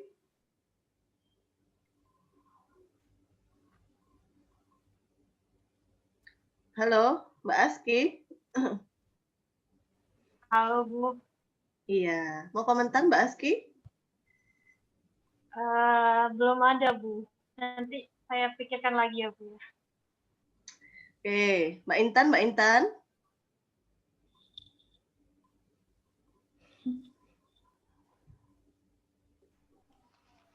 Atau Mbak Intan, silakan Mbak Intan.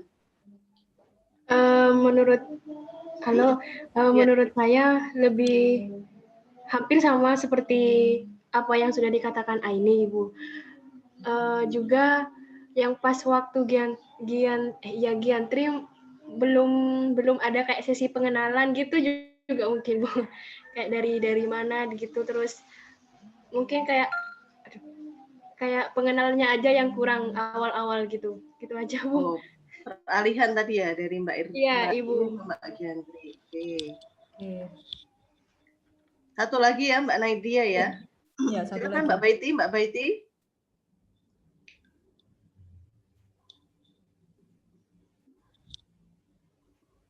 Ya, Bu. Ya. Masih ke unmute Mbak Baiti ya, silakan. Nah, iya Bu. Kalau menurut saya ya karena mungkin karena apa namanya waktunya terlalu singkat ya Bu. Jadi masalah yang disampaikan itu masih kurang, maksudnya dari kliennya juga kurang banyak. Jadi terkesannya itu seperti curhat yang seperti tadi Aini bilang itu Bu. Masalahnya kurang complicated gitu. Iya. Karena masalah ya, oke, nanti biar dikomentari sama Mbak Nadia. Cukup ya, 3 komentar Mbak Nadia dari Mbak Aini, kemudian ada dari Mbak Intan, dan dari Mbak Baiti. Monggo Mbak Nadia. Jadi gini teman-teman, memang ini latihan ya, jadi terkesannya kok cepat dan mudah mungkin ya. Nah jadi gini, yang pertama komentarnya Aini sebenarnya kan terkait sama Intan dan Baiti juga ya. Kok terlihatnya masih seperti curhat ya, belum seperti konseling. Jadi gini, kalau yang saya lihat dari prosesnya, pertama kalau dari pertama kali Irin itu sudah bertanya tentang apa yang bisa dibantu, problemnya seperti apa. Cuma mungkin masih kurang menggali, kurang perkenalan ya. Tadi siapa yang bilang ya, Intan ya. Sebenarnya pengenalannya pas di Irin juga masih belum terlalu banyak. Dalam arti pengenalan, misalnya ya kan kita punya tugas untuk menjalin raport. Nah, raport itu intinya kan kita menjalin relasi yang baik, sekaligus kita memanfaatkan waktu untuk mengenal klien lebih jauh. Jadi kita bisa bertanya misalnya, gimana misalnya. Jadi di satu sisi itu seperti pemanasan gitu ya, tapi di sisi lain membuat kita lebih kenal, lebih dekat, sehingga raportnya lebih baik. Itu pertama. Mungkin itu jadi yang kurang. Nah, kemudian yang sudah baik adalah menanyakan tentang problemnya. Nah, problem yang pertama dikeluhkan Resi itu kan soal saya nggak bisa tidur gitu ya, stres apa. Nah, sehingga seperti itu memang kadang gambaran klien yang dia keluhkan itu bisa jadi bukan jadi problem yang sebenarnya. Jadi nggak bisa tidur itu kan bukan problemnya, itu gejalanya. Tapi problemnya adalah ternyata dia bingung soal pernikahan dini misalnya ya. Jadi belum usianya tapi dia sudah kepingin nikah di sana bersama pasangannya. Nah mungkin perkenalan di awal yang masih belum terlalu dalam itu yang juga membuat jadi ini kayaknya seperti curhat nih. Itu ya, itu yang pertama. Yang kedua soal kemudian ketika sudah bicara soal alternatif solusi Mbak Giantri. Nah sebenarnya Mbak Resi ini sudah punya pilihan solusi satu ya, nikah siri gitu ya, itu pilihan solusi. Terus kemudian dari interaksi antara Mbak Resi dan Mbak Giantri sebenarnya sudah terlahir satu solusi lagi, menunda pernikahan. Nah cuma memang di sini yang perlu dilatihkan lagi adalah tadi yang soal brainstorming solusi dan teknik 2 kolomnya. Sebenarnya Mbak Giantri sudah berusaha, sudah kemudian bertanya juga dari pernikahan siri apa resikonya gitu ya. Itu sudah berusaha merangsang Mbak Resi untuk ayo berpikir resikonya nih apa, dan Mbak Resi sudah mulai paham. Tapi kemudian kita sebenarnya punya kesempatan yang lebih jauh untuk membicarakan, mendiskusikan soal tadi teknik 2 kolomnya bisa. Sekarang kalau misalnya nikah siri, resikonya ini dari sudut kesehatan. Terus plusnya apa? Oh ya plusnya misalnya jadi yaitu bisa melaksanakan rencana yang sudah dibuat. Terus kemudian resikonya apa lagi? Nah itu bisa diperdalam sambil kita juga melakukan edukasi kesehatan reproduksinya sendiri. Jadi sangat mungkin Mbak Resi ini nggak tahu resikonya nikah sebelum usia 19 itu resikonya apa. Nah itu juga masih bisa dijelaskan. Hal lain ya, yang akhirnya kok jadinya sama curhat ya, karena itu belum dielaborasi lagi di situ. Terus kemudian juga soal pilihan solusi yang lain. Menunda, padahal tadi sudah terbahas, menunda. Nah ini belum dielaborasi lagi. Kalau menunda ini, terus kemudian plusnya apa ya? Oh plusnya lebih menjamin kesehatan reproduksi, lebih aman, misalnya resikonya lebih rendah. Terus misalnya kita bisa membantu Mbak Resi untuk berpikir bahwa dengan menunda pernikahan sebenarnya Mbak Resi misalnya ya punya kesempatan yang lebih nih, misalnya untuk melanjutkan pendidikan, untuk mengembangkan diri, yang itu kemudian akan jadi keuntungan dan memang kita jadi bisa mengarahkan di situ. Nah, terus kemudian juga resikonya apa? Jadi yang belum dilakukan adalah penggalian tentang plus minus dari masing-masing solusi di sana. Kadang memang di akhir konseling kita nggak bisa membuat klien itu, oh berarti sudah ya keputusannya nikah siri atau keputusannya menunda. Kadang mereka pulang masih dengan pertanyaan di dalam kepala mereka, tapi itu nggak apa-apa. Yang penting kita sudah memberikan bekal. Itu yang kedua tadi, soal pertama pengenalan, kemudian yang masih bisa dielaborasi lagi ya. Yang kedua soal brainstorming solusi beserta teknik 2 kolomnya. Dan yang ketiga adalah soal penutup. Mungkin penutupnya tadi agak lupa ya, kan penutupnya saya menekankan bahwa ketika kita menutup konseling, kita perlu meringkas yang dibicarakan tuh apa tadi. Oh, berarti tadi Mbak Resi ini datang dengan problem bahwa bingung ya Mbak Resi ya, karena mau menikah seperti ini. Nah, kita sudah membicarakan solusi ini, dan ini mungkin nanti yang kemungkinan besar akan diambil Mbak Resi karena pertimbangan ini, dan ini. Nah, itu yang belum. Mungkin 3 hal itu yang akhirnya membuat jadi terasa kok masih mirip sama curhat ya di sana. Sampai di sini mungkin ada pertanyaan lagi nggak dari teman-teman? Ya, silahkan. Ada feedback mungkin dari apa namanya, dari respon yang tadi sudah disampaikan? Boleh, komentar juga boleh. Ya, komentar boleh. Mbak Giantri, silahkan. Ya Bu, saya Bu. Berarti dari sini saya bisa mengambil kesimpulan bahwasannya untuk menjadi seorang konselor itu ya Bu, apa butuh bekal keilmuan juga seperti itu. Maksudnya misal klien akan berkonseling tentang kesehatan reproduksi, berarti kita harus memiliki background kesehatan reproduksi seperti itu. Misal klien juga mengkonselingkan tentang keadaan ekonomi gitu, berarti kita juga harus punya background ekonomi seperti itu Bu. Apakah seperti itu atau hanya semua orang bisa gitu? Maksudnya semua psikolog bisa seperti itu Bu? Jadi iya, pertanyaan yang baik ya Mbak Giantri. Jadi gini, betul bahwa kita perlu punya pengetahuan terkait problem yang dibicarakan. Makanya kenapa kan hari ini kita belajar tentang konseling kesehatan reproduksi. Jadi sebelum kamu menjadi konselor kesehatan reproduksi, memang teman-teman sangat perlu untuk mengisi dulu nih. Kita mau jadi konselor, kalau kitanya kosong, kita mau ngasih apa? Kan gitu. Jadi kita perlu baca buku dulu, belajar dulu dari internet tentang semua hal terkait kesehatan reproduksi, sehingga nanti kita punya sesuatu untuk kita share kepada klien di sana. Sama dalam hal, kalau kami di psikologi juga seperti itu. Saya sebagai psikolog, saya harus paham tentang gangguan-gangguan mental. Oh, gangguan mental ini gejalanya seperti ini, gejalanya seperti ini. Jadi saya bisa kemudian menjalankan konselingnya itu dengan lebih istilahnya lebih tepat ya. Nah, buat teman-teman FAM, kalau untuk menjadi konselor kesehatan reproduksi, berarti pengetahuan kesehatan reproduksinya tuh yang mesti dibuat mumpuni. Itu Giantri. Ibu, terima kasih. Iya, sama-sama. Ya. Nah, waktunya mepet, Mbak Nadia. Ya, sudah ditutup saja ya. Sudah masuk di akhir ini, akhir waktu pertemuan kita, walaupun ini sangat menarik sekali. Monggo, saya persilakan Mbak Nadia untuk memberikan closing statement. Oke, jadi saya juga berterima kasih kepada Mbak Elok, kepada seluruh tim dosen, dan juga teman-teman yang hari ini sudah menyimak.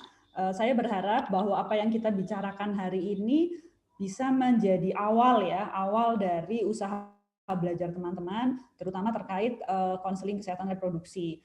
Jadi percayalah bahwa kalau kita hari ini belajar tentang satu skill, satu keterampilan baru, mungkin teman-teman yang berpikir ini kapan makainya gitu ya, kapan bisa dirasakan manfaatnya, tapi pasti akan ada manfaatnya. Entah itu dalam setting formal ya, dalam arti memang kalian menjadi konselor, atau tadi seperti yang banyak ditanyakan oleh teman-teman, bagaimana kalau saya punya teman begini, punya teman begitu. Percayalah bahwa yang kalian pelajari itu akan membawa manfaat buat orang lain. Jadi jangan pernah ragu untuk belajar, dan kalau dari saya yang terakhir ya tadi ya, yang saya sampaikan di penutup, untuk jadi konselor tidak harus sempurna, tapi jangan lupa untuk selalu peduli, berempati ya, dan juga selalu mau belajar di situ. Itu aja dari saya, Mbak Elok. Baik, terima kasih Mbak Nadia. Ya, sama-sama. Ditutup. Ya, selanjutnya monggo saya persilahkan Ibu Nikmal Baroya untuk memberikan closing statement selaku penanggung jawab mata kuliah Manajemen Kesehatan Ibu dan Anak di hari ini. Monggo. Baik, terima kasih Bu Elok. Terima kasih Bu Nadia, dalam waktu yang cukup singkat ya, kalau pelatihan ini saya dulu 3 hari pelatihan awal saja. Tadi saya mengamati ada beberapa hal yang sudah bisa dipahami, tinggal teman-teman punya semangat terus untuk belajar. Jadi pesan terakhir dari Bu Nadia saya highlight, dan itu perlu di-highlight juga oleh teman-teman. Kemudian yang kedua, saya berharap ada ini kerjasama yang kedua ya dengan Garwita Institute. Semoga ke depan bisa terus berlanjut, dan saya berpikir mungkin Garwita Institute merecord ya, punya record masing-masing konseli itu. Nah, bisakah nanti kemudian dielaborasikan dari sisi background-nya, sehingga public health yang akan berkolaborasi untuk penanganan di komunitasnya, prevensinya bagaimana. Nah, itu yang harapan ada tindak lanjutnya ke sana, saya berpikirnya tadi. Kemudian kolaborasi ini saya harapkan juga bisa diformalkan dalam bentuk MOU. Bu Dekan pernah menyinggung itu, nanti akan kami coba bicarakan dengan beliau dan akan ditindaklanjuti. Saya rasa itu dari saya. Semoga nanti jika pandemi ini benar-benar berakhir, kita bisa saling kunjung begitu ya, Bu Nadia, belajar di tempat di Garwita, atau teman dari Garwita belajar juga di FKM begitu. Saya rasa ini akan sangat bermanfaat, dan menambah pasukan untuk membantu masalah masyarakat, terutama di kesehatan reproduksi. Itu saja dari saya. Sekali lagi terima kasih, dan saya akhiri. Assalamualaikum warahmatullahi wabarakatuh. Waalaikumsalam warahmatullahi wabarakatuh. Baik, terima kasih Bu Nikmal dan juga Mbak Nadia. Kita sudah sampai di penghujung waktu. Pada intinya adalah yang bisa kita petik bersama, bahwa konseling ini sebenarnya seperti kata Bu Nikmal dan Mbak Nadia tadi, konseling ini sebenarnya never ending learning ya. Walaupun kita ini bertemunya hanya 2 jam, waktu yang sangat singkat, kami sangat berharap teman-teman mahasiswa di sini yang ikut hadir bisa menjadikan ini sebuah stimulasi bagi kita untuk meningkatkan kepedulian kita, dan ini suatu bentuk kita ya, konseling ini suatu bentuk kita untuk memberikan manfaat bagi masyarakat itu ya. Semoga nanti bisa kerjasama juga lanjut ya, bisa teman-teman bisa punya kontribusi juga nantinya ke depannya, tapi memang harus terus belajar untuk jadi lebih baik. Baik, terima kasih. Terima kasih banyak semuanya, terutama Mbak Nadia, Bu Nikmal, Bu Devi, teman-teman relawan Garwita yang sudah hadir di sini, dan teman-teman mahasiswa angkatan 2017. Saya ucapkan banyak terima kasih. Saya akhiri. Wassalamualaikum warahmatullahi wabarakatuh. Waalaikumsalam warahmatullahi wabarakatuh. Terima kasih Mbak Devi, Iya, terima kasih Mbak Nadia. Terima kasih teman-teman mahasiswa. Sampai bertemu lagi Mbak Nadia. Ya. Baik, saya end pertemuan. Ya. Terima kasih Mbak Love.